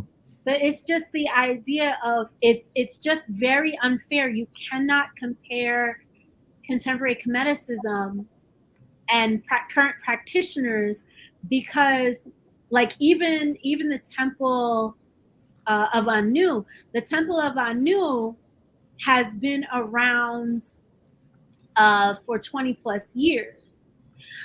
People who are running the temple been into it for 30 years, but they're in their 50s. You know what I'm saying? So this isn't even one full lifetime old yet. Like, you know, a lot of people say, you know, Dr. Clark and Dr. Yosef Ben Yakin, like all of them, but they didn't practice. They studied, they shared and disseminated information, but they did not practice. So the elders that we have now, Mfundishi, Jehudimus, and forgive me, I don't know his full long name. Right. Baba Heru, I'm like thinking of her name. I'm not even going to include that person because they mix certain things within their practice. But you know, like all of the elders are still here, and they started as a thrust out of the civil rights movement because they heard what Dr. Clark and Dr. Yosef Ben Yakin was saying, and they was just like, well, we need to do more than study this. We need to put this into practice. We need to use this information to better our lives and stuff. So it's just like if people are busy doing the work of trying to put that into place and create systems and troubleshooting, because again, in one lifetime, how many mistakes do we make? You don't have the data yet. You know, like there are a lot of people due to Baba Heru and them who was born into this who now are in a Christian church. There are a lot of people who are into it and say, gosh, I wish I found this earlier.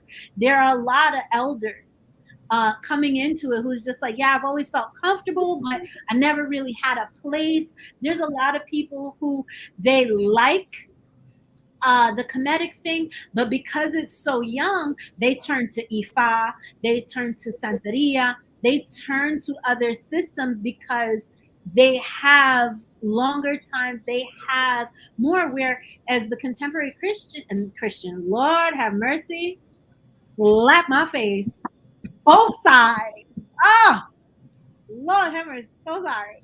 Never have mercy. See, look, I'm like a double with that one.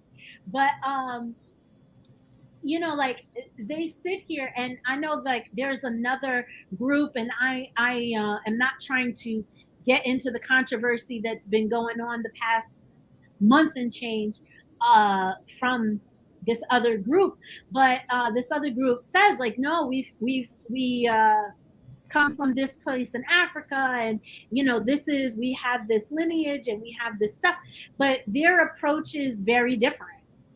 And that's cool because, again, all the different nomes of ancient Kemet, you were allowed to go different directions and have different ways. There was no one thing because, again, what unites us is we're all about the Neteru. We're all about building something. And it's just the idea, I feel like the next conversation really needs to be just what are we building, where are we going, and what are we doing? And a lot of times people are afraid of that conversation, and you know, they want to be the big person in charge and making the calls, and you know, because we have a problem with leadership, you know, and that's an American problem. And Right. fortunately, within the Kemetic legacy, we do bring in a lot of American problems that we shouldn't, but we do. And then we also, you know, and again, respect to the elders. The elders didn't get it 100% correct. But the younger people see it as, oh, I don't want to disrespect the elders by doing stuff differently. Or like, you don't want to come out and be like, oh, you was wrong. Because, yeah, that's disrespectful.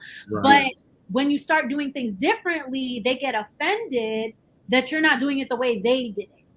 So it kind of, it's a very delicate thing, right? Yeah, it's nuanced. It's very nuanced. And again, to go back to the initial question that all of this is related to, to sit and try to gather data about this, you have to be in the community. Like a lot of the people, whether it's the apologists, whether it's the other Kemetic groups, whether it's the scholars, whether, you know what I mean? Like a lot of these things are happening is because they see a clip online and they don't actually interact with the community. They just hear a little bit, or they get like, because we're a capitalist society, we need an 8-second sound bit, and they get 8 seconds, make up their mind and say, this is what it is. And that's not, it really isn't. And unfortunately, a lot of us are looking at each other with a crazy side eye and not having these conversations and talking crap, because I want you to donate to my Cash App. I want you to subscribe to my podcast. I want you to, do these, that, and the third, because and again, this is part of the critique that has been out there, but I'm going to say it. I speak for me. I don't speak for anybody else. I don't speak for the temple. I don't, just me.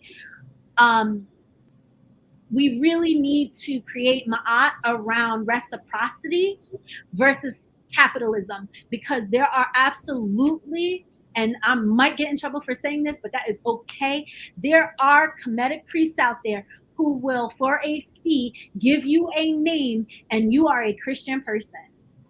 There are out there, and I think I even told you that before, where it's like I have had people say, hey, this is the name they gave me, what does this even mean? And I'm like, bro, that's in the Proverbs. Like, you as a teacher, you are responsible for your pupils.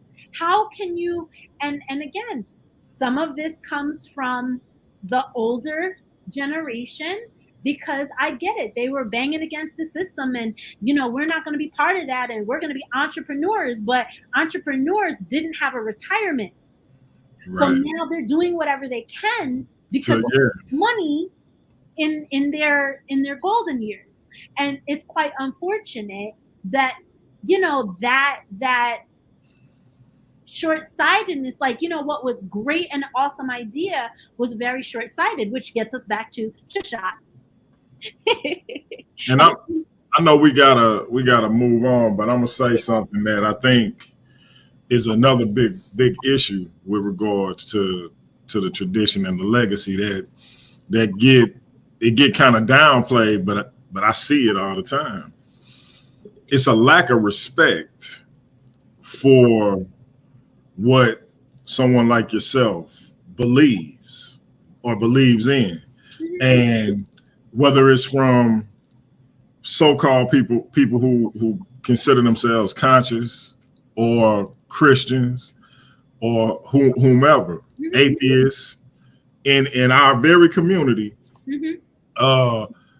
whether they want to say we don't descend from Egypt, or all religion is bad, or if it's a Christian simply because of the comparisons that have been made, and it's just a fight against that. And it's always so, because like you can care less about what a Christian does. If that's helping you, fine. You don't even talk about that type of stuff. But they challenge you just because of that association from what other people are doing. Yep. And I think that's the biggest issue for me, is everybody want their position to be respected for various reasons, but then when we get to this particular tradition, you just want to dismiss it. And that to me is kind of I just find that to be disconcerting, because if I owe you respect because you've been studying for however long and you're an atheist, or I owe you respect because you're a Christian, and you because you're a Muslim, etc. Why don't I owe her respect because she Kemetic? That's the part that I think it get downplayed, but it's a pronounced disrespect and dismissal of people who practice this tradition. It's a dead tradition. How can you continue that tradition? What are you talking about? They doing it. However, whatever you think about it, they doing it. So, but yeah, I know we gotta keep it pushing. Yeah, no, I think that's hitting the nail on the head, because so many people, again, within the conscious community, with the scholars versus spiritualists versus this versus that, everybody is so quick to want to be right. And I think it's quite unfortunate that, like Malcolm X even said, I don't care what your religion is because liberation is the key. And if this legacy can help people liberate themselves from their condition in this country, what are we so concerned about data for? If it works. If it works, what the hell? Even though hell doesn't exist. Anyway, like, and even just the idea of how Abrahamic we are with our mindset, yet we want to sit here and say how African we are, but we have like a Christian superiority complex, and we approach things from a not Kemetic, from a Christian lens, even when we say we are no longer Christian. Where do you think you're getting your gender norms from? Where do you think you're getting your gender roles from? Where are you getting that? Where in your Abrahamic text? Okay, cool. Oh, you're not getting it from there? Was it like, who wrote that? What time period did that come from? But it's like the critical thinking is just not there. And then put on the layer of, now I got to be a capitalist and make money because I'm trying to get my hustle on, so I need to be inflammatory and disrespectful to other people so I could get viewers, so people could give me their money. And as much as I love the brother, I very much have a lot of love for Shaka Amos. And he is so intelligent and he has so much to bring to the table. But because of his execution, and everybody knows it, it's because of his execution. And then people, and he doesn't even claim that he's Kemetic. Right. He's not. He says it himself. He said he don't even really say what he is, but he is very educated on ancient Kemet, and I've learned a lot. He studies ancient Kemet, and he has a love and admiration for it. Yeah, it's that simple. I mean, it's clear, but he's never said he's a Kemetic practitioner ever. But people will listen to him. People will listen to, and again, most of that is because, unfortunately, outside of Jabari, what practitioners are actually getting out there and talking? Right. Nobody's getting out there and talking because everybody else is so disrespectful. Mm-hmm. And it's like the idea, what is my impetus for doing this? And I'll even say for myself personally, but for other people, like, why would I go out there, get attacked, get disrespected, called fake, called an agent of the government, called a sellout, called all these names and disrespected by the people I'm, whatever, trying to help out or just show that there's another way, and I'm going to get beat up for it. Right. For what? I could just sit home and do my little rituals and mind my damn business. Exactly. Most of the people will say that. Like I have said, and we've talked about maybe doing panels before, and I've asked people, and people and the people I've asked, no, yep, you could do it. And just myself, like, I do it because the work needs to be done. I do it because I have a love for this legacy, and I feel like oftentimes people, like, the image is you got to be this super studious scholar, or you have to be a priest or priestess to be able to talk. And it's like, no, I'm a regular person, and as a person, I do study. I pride that about myself, but I just want people to be able to see what this looks like in real time and say, like, you can have bad days. Like, it's not everybody wearing white and nobody ever curses, and we don't listen to Little Baby, and we are regular people that listen to regular music, and we know how to put things in context. We know how to have our own fun. We know how to put that other fun into perspective, and have the ma'at between it. Like, you don't have to float on a cloud just to be Kemetic. And that's why I do this, because you know, it's either that or Kemeticism is super politicized, which is like, we don't even have a state. Why are y'all having all these political opinions? It's weird. Right.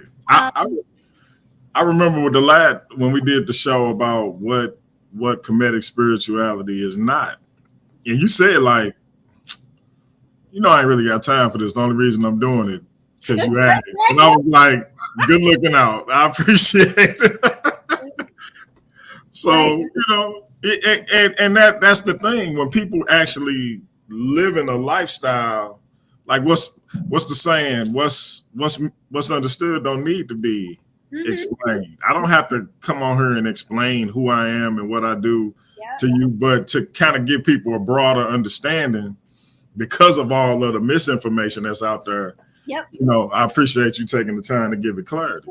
And even still, like, I also understand that there are just certain agendas out there that are meant to divide us. So I'm not going to sit here and feed into them, and I'm not going to sit here and allow the disrespect. I am going to be curious as to where that disrespect comes from, what feeds it, and what it's about. But after that, I'm over it. I'm good. It was something else I was about to say, but now I don't remember. So I'm gonna go ahead because I know I had something, and this is my second to last person, or Natert. So I think after Osset, the most famous, if it's not Sekhmet, would be Hatharu. Hatharu, or some people will say Hathor. She is very popular.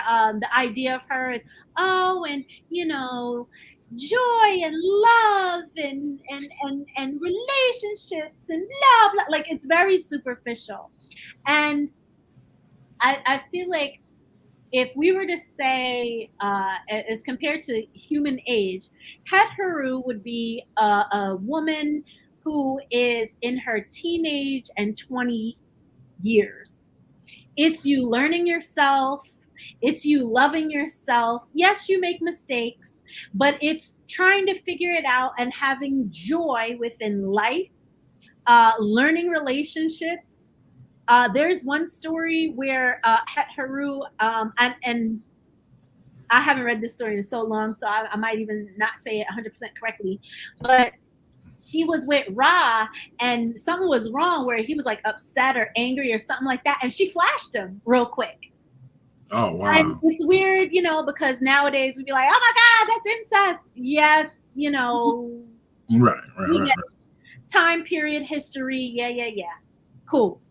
But it's the idea of like, remember back in the day when it was Girls Gone Wild and beads, let's go to you know, it's just this silly innocent thing. It's not like, yes, it's being fresh. Like for people who, because I love anime, if you watch some anime, they'll sometimes be like, and make that face, or they'll pat their butt just to be funny. You know, it's that's what it was in the vein of, not the fact of like, hey, grandpa, like, no. I'm about to get super geeky on people, but when I was a younger man, I swore, what's her name with the blue hair in Dragon Ball, Bulma? I swore she was gonna molest Goku. I was like, it's about to happen. Like maybe because he an alien, it's okay. I don't know, but it's looking kind of. But yeah, anyway, you just brought out a old. We know Japanese have their own. With sexuality, so exactly leave them where they're at. But it's just the idea of being playful with one's sexuality, like, and again, that's very different than Abrahamic traditions where it's like, oh, you have to be chaste, and like I feel like I've told you so many stories nowadays, like I'm repeating myself. I feel that old. It's all good. But I had a conversation with a coworker once, and we were talking about menstrual cups. And that was like, you know, just the idea of it. And she was sitting there like, oh, and you have to put it, like, she was so grossed out about her own body.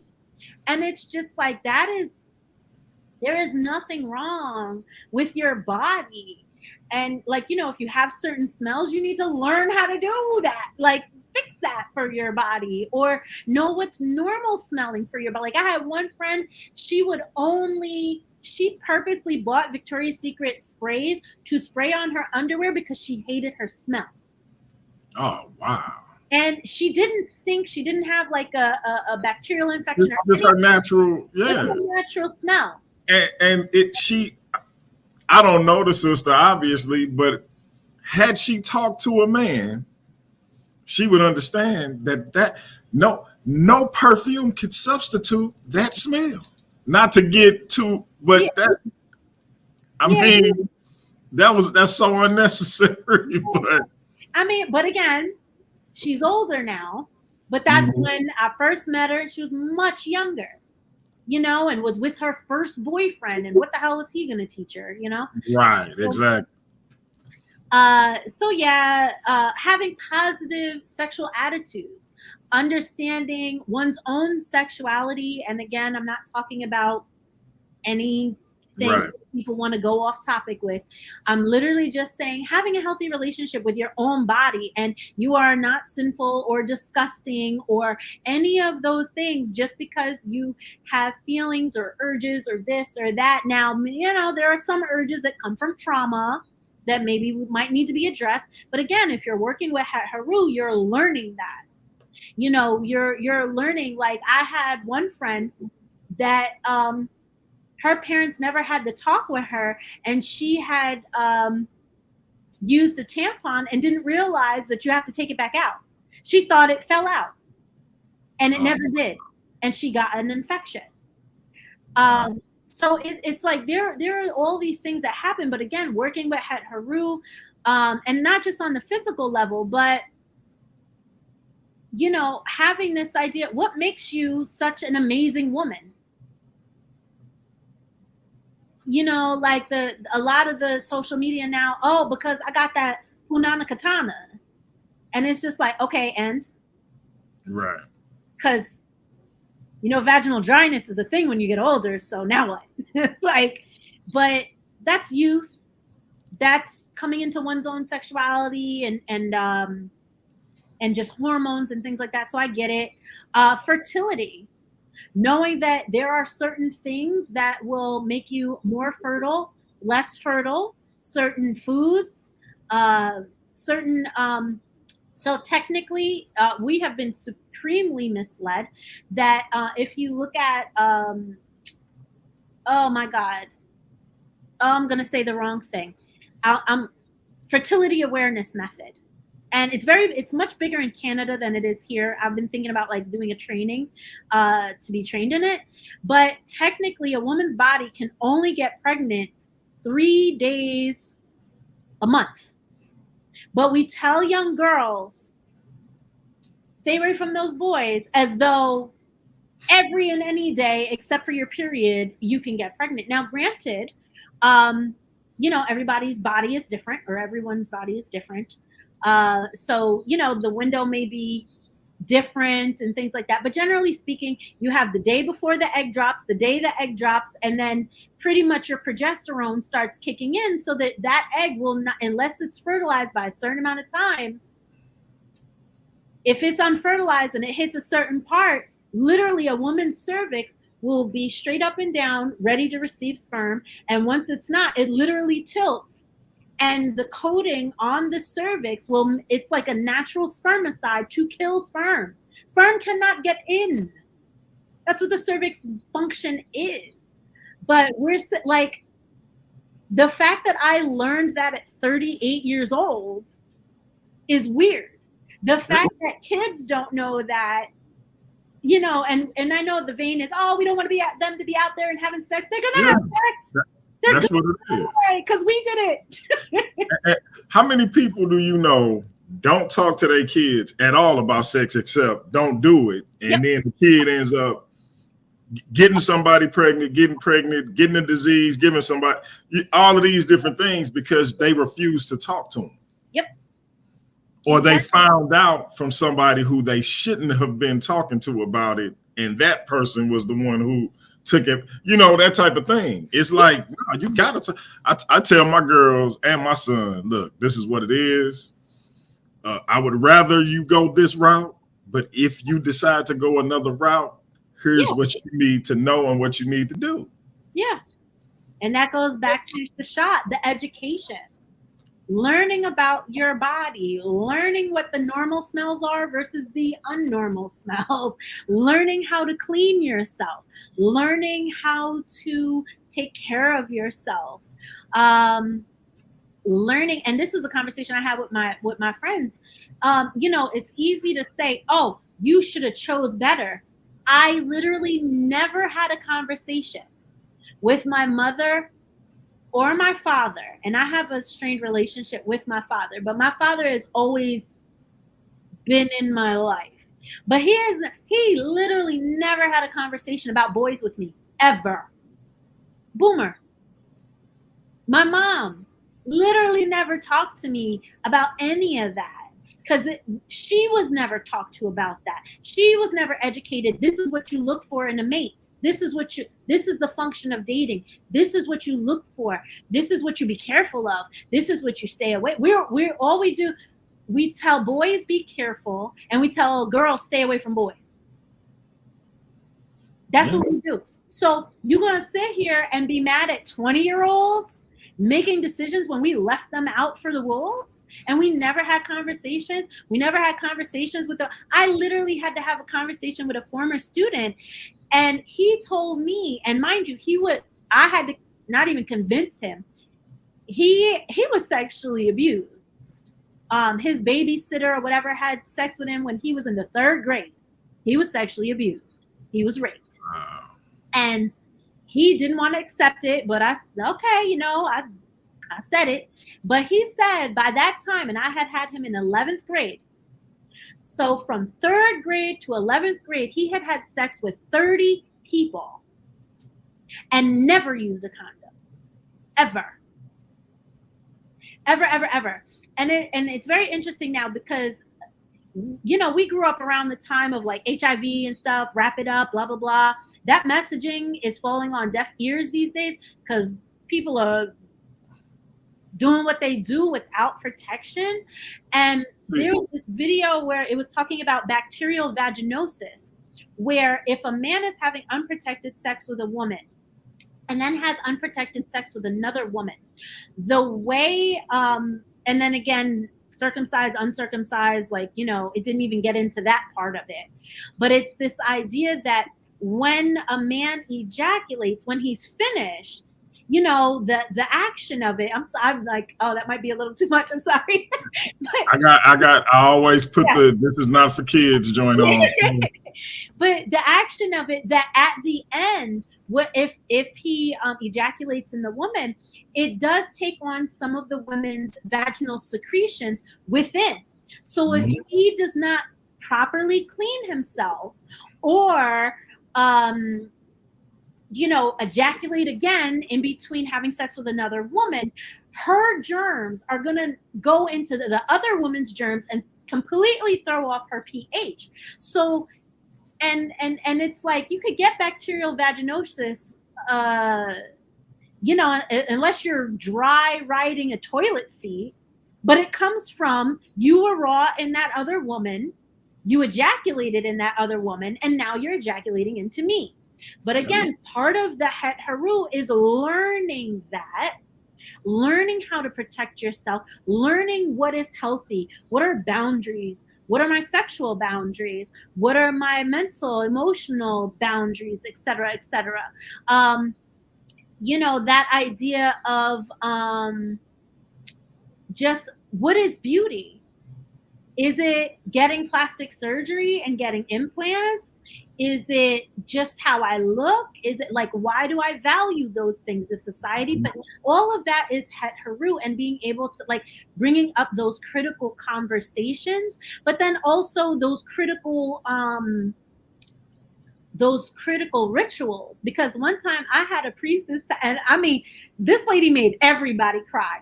This lady said, if you ever had an abortion, you have dreadfully offended Het Haru, because she was creating and spinning a divine child for you to bring in this world, and you threw her gift away. Oh, wow. That, I mean, crying. Everybody was crying. So it's not like that, I know I can come off sounding, kind of liberal, but the Kemetic legacy is pretty conservative about a lot of different things. But when it comes to that, like, because the conversation turned into, well, how can we heal ourselves from that? How can we spiritually make amends? How can we fix this? Because at the end of the day, it was a human life. Yes, it's a collection of cells, or, depending on where you are or whatever, but it is the beginnings of something. So if you cut off the beginnings of something, what do you do with that? What are the consequences? How do you reconcile? Yeah. And you brought up something and this a personal thing for me, that I don't talk about it with a lot of people, but I think I have talked about it on the channel. And when you talked about that young man, what happened to him in the 3rd grade, I forget how frequently it happens to young boys, because I was in the 6th grade, and a babysitter who was in her early 20s did the same thing to me. And I had to have a son and my wife had to make the comparison with my son in order for it to sink in that this was something that shouldn't have been happening, because I couldn't see it as that, because in my mind, nobody forced me, Yep. You should want it to happen. And even when I would talk to other men about it, it was looked at as a positive thing. You know what I mean? And so it's like, and I'm thinking about how you said he struggled with coming to terms with what actually happened, and I realized I did too. And had my wife not asked, okay, well, what if a 22-year-old did that to your son? Yep. And it was like, okay, I got it. Yeah. And even after that, because of what happened in my particular situation, I still struggle with it. But I know what happened shouldn't have happened. You know what I mean? Yeah. I think that's one of the things I'm gonna talk about coming up. Like, why do we deal with male sexual trauma differently than we do female sexual trauma? Oh yeah. But oh man, I almost started going there, but I'm not going to do it. But and of course, you're welcome to get on the panel. Oh, so. I definitely I like that conversation, just because I talk about that, or I make sure I bring that up with my students, just because, again, if not me, who's going to bring this to their attention? And not necessarily bringing it to their attention but your friends may be going through something and they can't talk to you, or maybe you went through this and this is not okay, because at the end of the day, you're a child. Like, you're a child, and yes, the plumbing works, but just even how we treat it as a society. Like, well, what was it a couple years ago? Lil Boozy was like, he brought prostitutes for his son. Yep. So, when it's women, and then I'll move on to the next piece. But when it's women, it's protect the innocents, protect their body temple. It has to be protected, but boys and men don't need protection. Right. Yeah. And then we look at, oh, well, men are mad because women are manipulating them and this and that. And it's just like, but that's the foundation of it. Women manipulated and took advantage of him when he was a kid.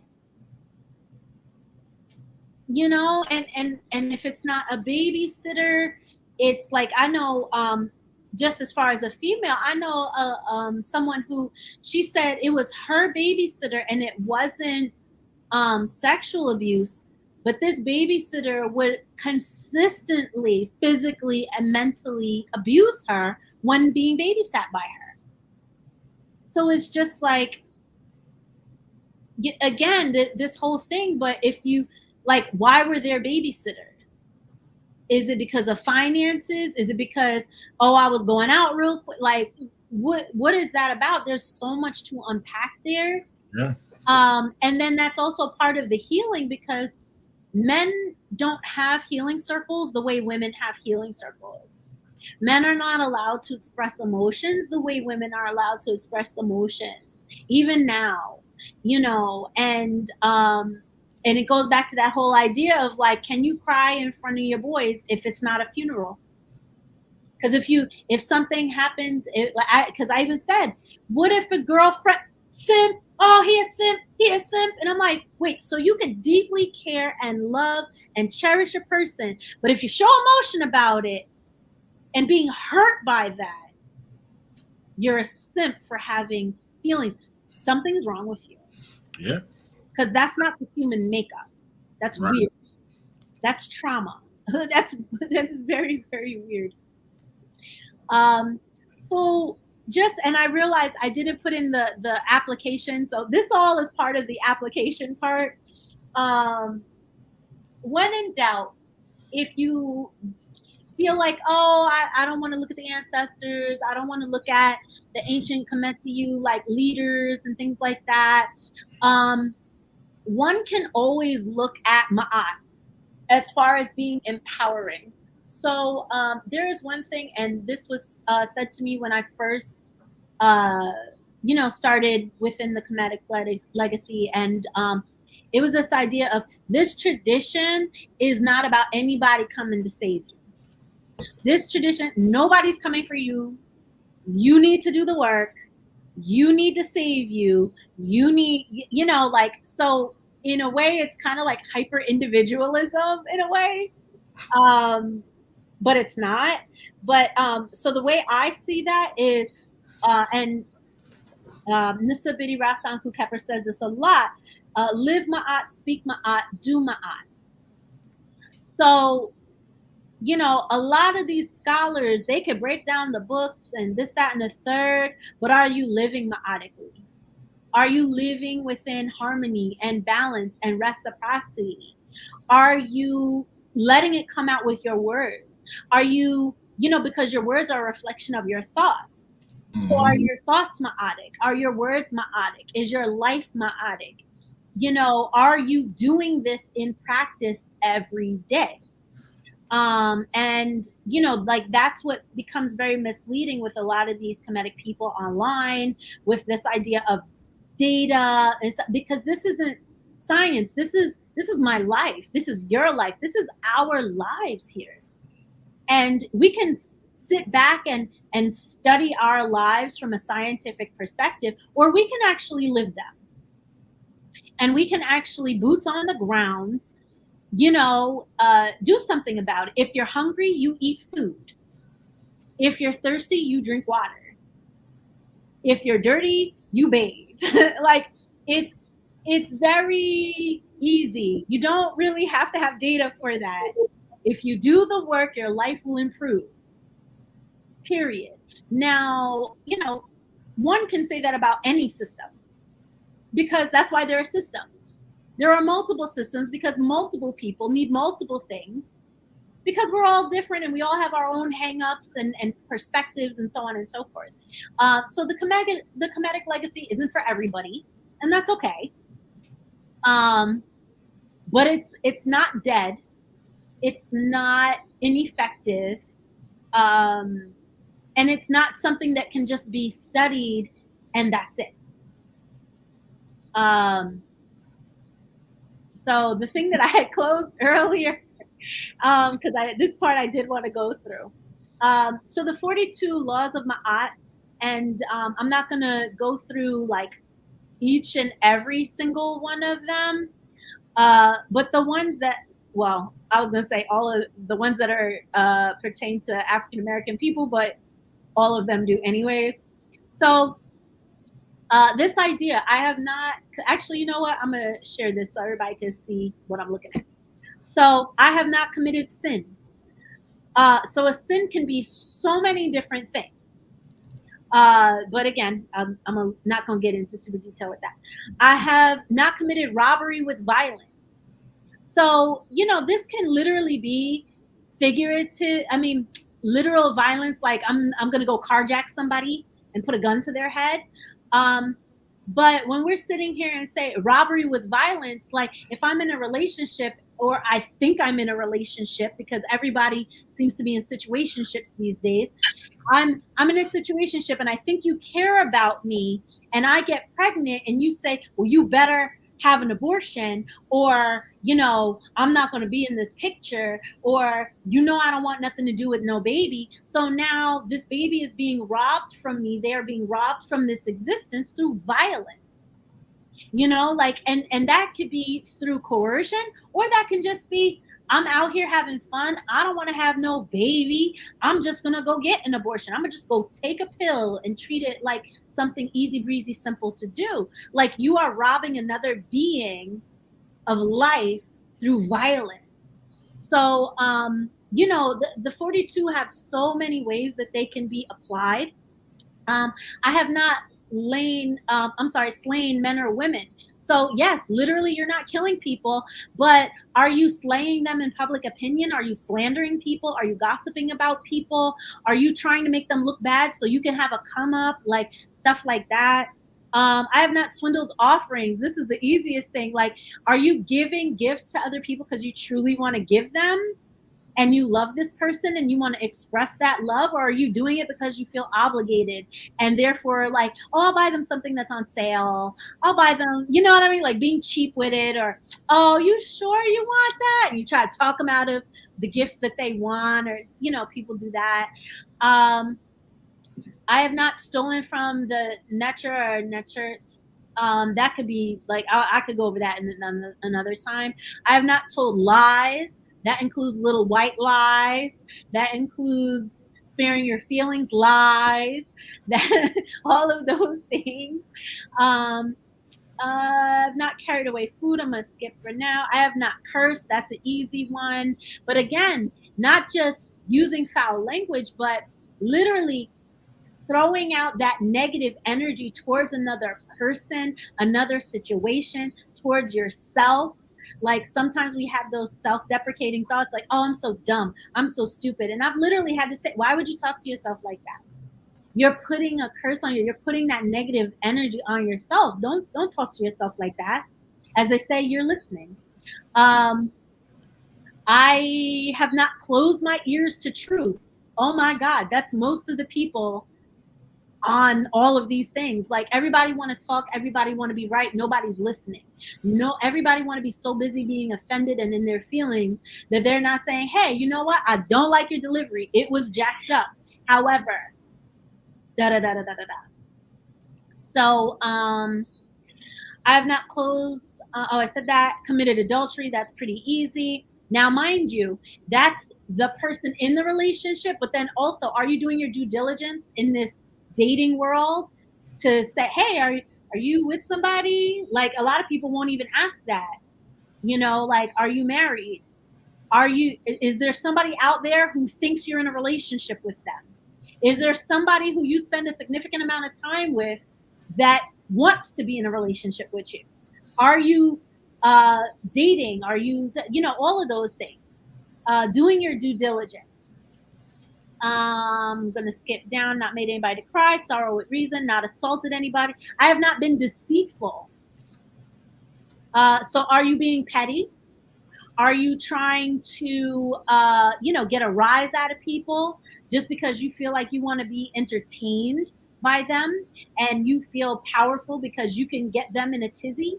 I have not been an eavesdropper.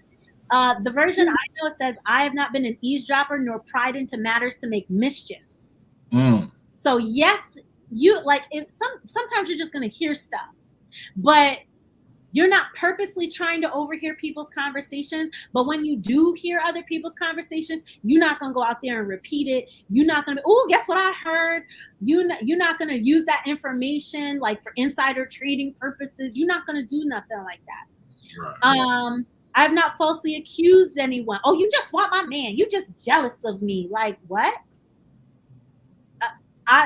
you're just a hater. I thought I was looking out for you, but okay, cool. I'm a hater. I have not overstepped my boundaries of concern. So that, oh my God, I have so many examples of that.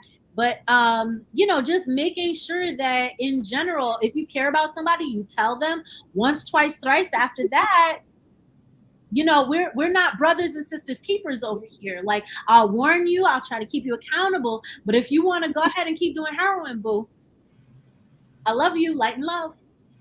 You gonna have to learn that lesson. I can't save you. I have not exaggerated my words. I have not worked evil. I've not used evil thoughts, words, or deeds. I've not polluted the water. This could be in a lot of different ways, but yeah. I have not spoken angrily or arrogantly. I have not cursed anyone in thought, word, or deed. I have not placed myself on a pedestal. Like, all of these things are important because at the end of the day, we are living Ma'at, speaking Ma'at, and doing Ma'at. We are keeping ourselves in check. We're not letting our egos get away with ourselves, but we're not lowering and humbling ourselves so much that we're turning the cheeks 50,000 times. So, again, it's that Ma'at in the situation. Being able to be your best self as often as possible, because it's not going to be every day and it's not going to be perfect. And, because we're human, but it is what it is. So just before closing out, I just figured in general, if people kind of were interested in the Kemetic legacy, because I know a lot of people are like, oh my God, read this book, get this book, blah, blah, blah, blah, blah. Yeah. So these, I feel like, are really, really good, easy beginner books. Especially if a lot of times people will turn to spirituality when they're in times of crises. So these books are very, very helpful, especially if people are going through crises. So the Husia is compiled by Maulana Karenga. It's supposed to be a living and evolving document, but he has not updated it or anything like that. So that's okay. But it's just selections out of various papyri that he kind of compiled for like moral living and how to kind of live a good life. So that's, like if you're having a hard time or you're having a question of faith, because, maybe your partner passed away or your mother passed away. And it's like, oh, these things keep happening to you. Why do bad things happen to good people? Like, there are sections in the Husia that speak to that and give you comfort and help you to kind of move and work through that. Egyptian Proverbs is by Muada Ashby. That book is a bunch of proverbs. So it's kind of like one of those, you want something quick and easy to remind yourself of kind of like what you're going for or what lessons you're working on. And he has it divided by various subjects. So my favorite out of there is it's a proverb about fortitude, and it's watch me not even say it right, but whatever. I'm gonna get close. So, as a camel goes through the desert and thirsts not, so shall the fortitude of a man hold him through times of trial. So it's just like a camel can go ahead and they're going to conserve that water, they're going to conserve that fat, they're going to traverse the land, they're going to get the job done.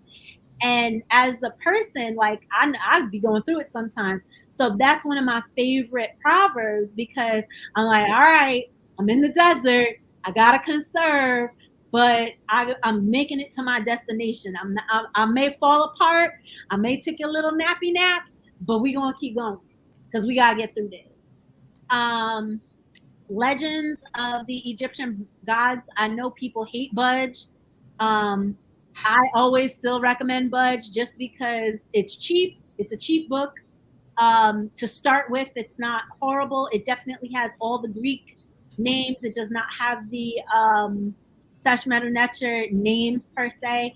You can get some of his books with some of the Sesh-Medu-Neter in there. So if you kind of want to start trying to train yourself, that it's pretty helpful.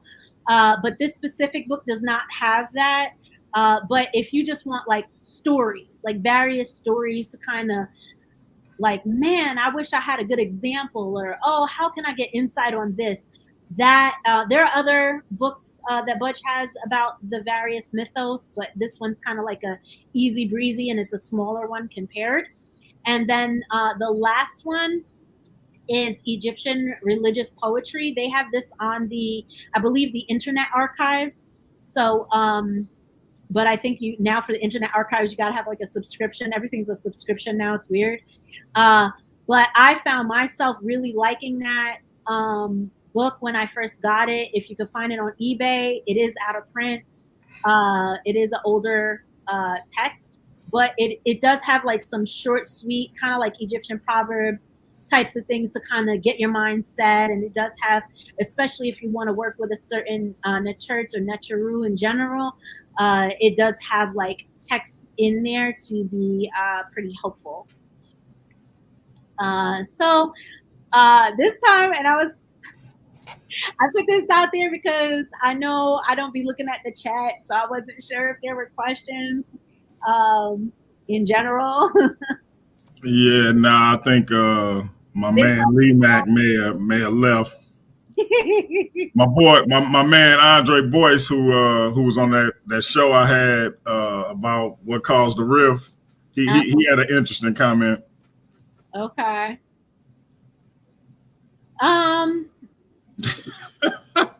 He a fool. Well, all right. He a comedian.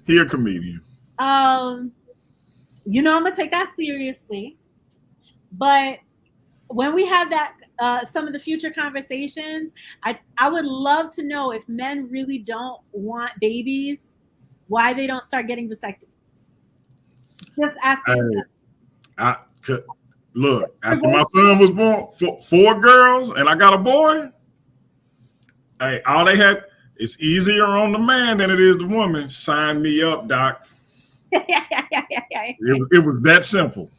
Yeah, it's just very interesting hearing that nowadays. People be like, oh, this, that, and the third. Like, it's very invasive for a woman to get her a tubal ligation. And sometimes it is reversible and sometimes it's not. But, you know, it's literally like a 15-20 minute procedure, numb, snip. I think it was like a half hour. Yep. Done.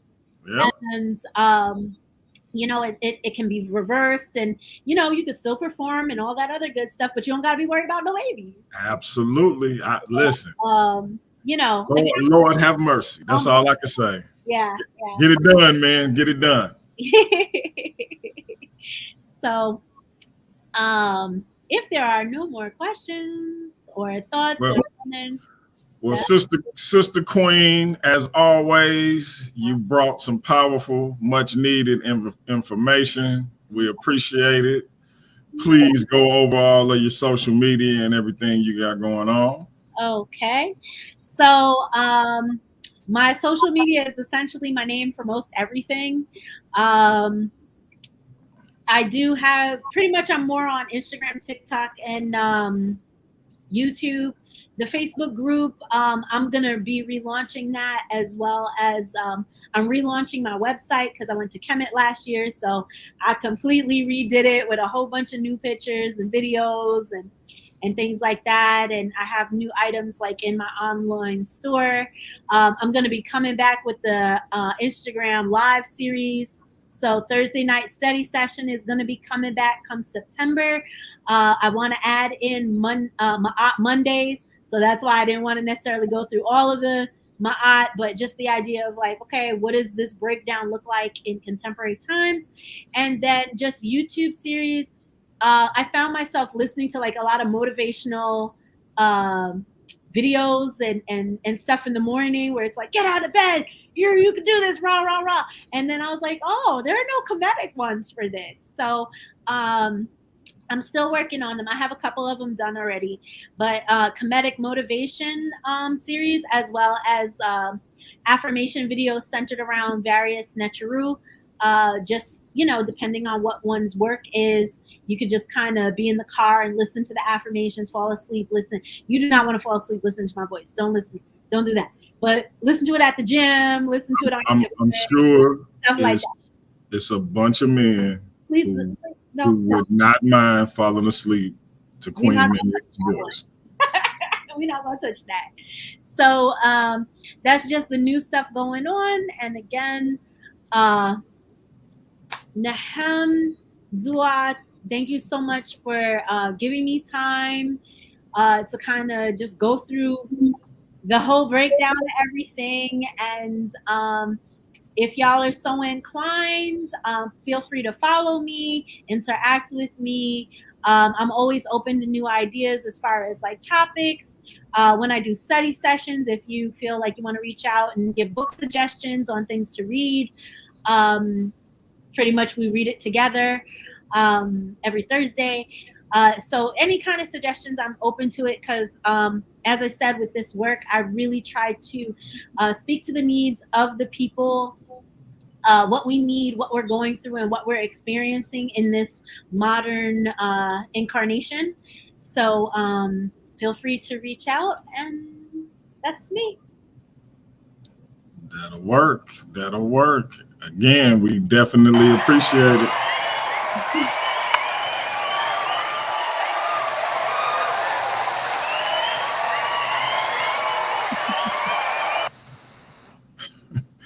So I'm gonna close this one out. I see Rocky. I see you in the chat. You can watch the replay. You know, me and the sister. If we don't do 3 or 4 hours, then it ain't one of our shows. So it is what it is.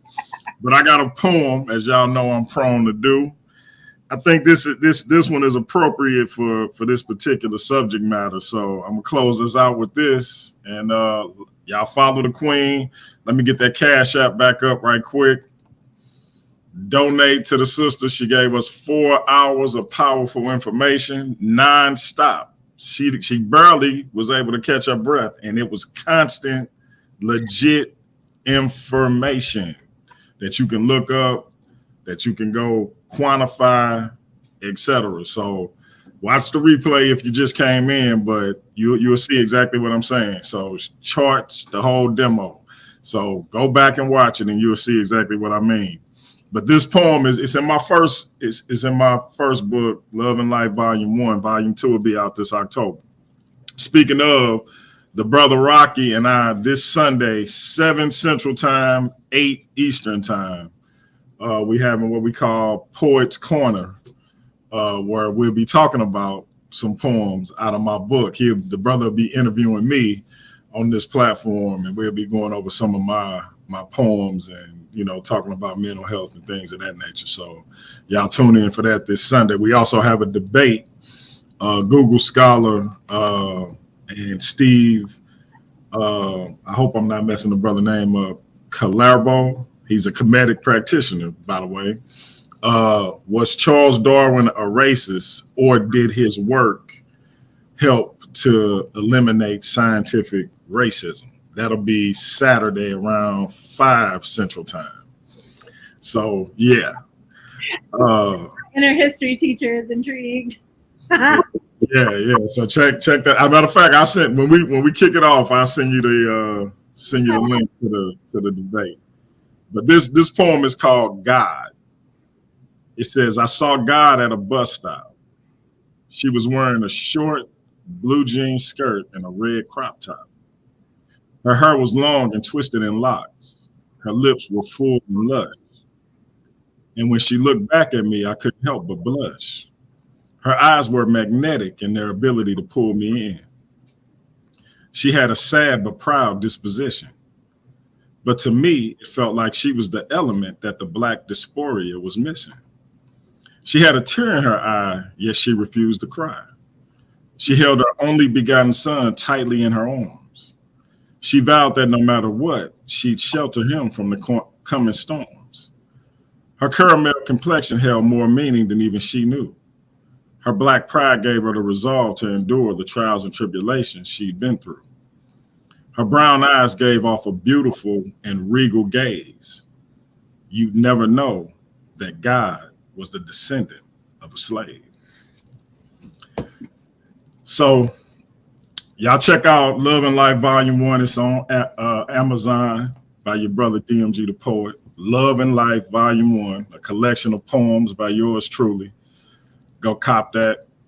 I would put the link in the chat, but I don't even feel like pulling up my notes right now. But y'all go get it. And like I said, support the sister. Y'all see the Cash App up there. Queen, we appreciate you. When I get that part 2 to that why is there a rift between black men and women, I'm definitely gonna hit you up and see if I can get you on that panel. See if I can get you and Andre to have a nice little back and forth. See how that go. I honestly feel like we're probably gonna agree on a good amount of stuff. So as do I, fellow New Yorkers. I think he might even be in Jersey. So, but yeah, I think y'all gonna agree on a lot. But it's gonna be something in there that y'all gonna disagree on. So, we'll see. But as always, it has been an honor to have you on. Powerful information. Again, support her, follow her, and show us some love on that Cash App. This has been Paradigm Shift TV, empowering women through the Kemetic legacy. So y'all come black. We'll be back at it. Check out that Google Scholar Steve Calero debate. Was Charles Darwin a racist? Me and Rocky, Poets Corner. And the Queen will be coming back to jump on a panel and spar with some of the brothers. We're going to keep Cap 10K away from it, though. But y'all come back and join us. We out. All right, show me my tab.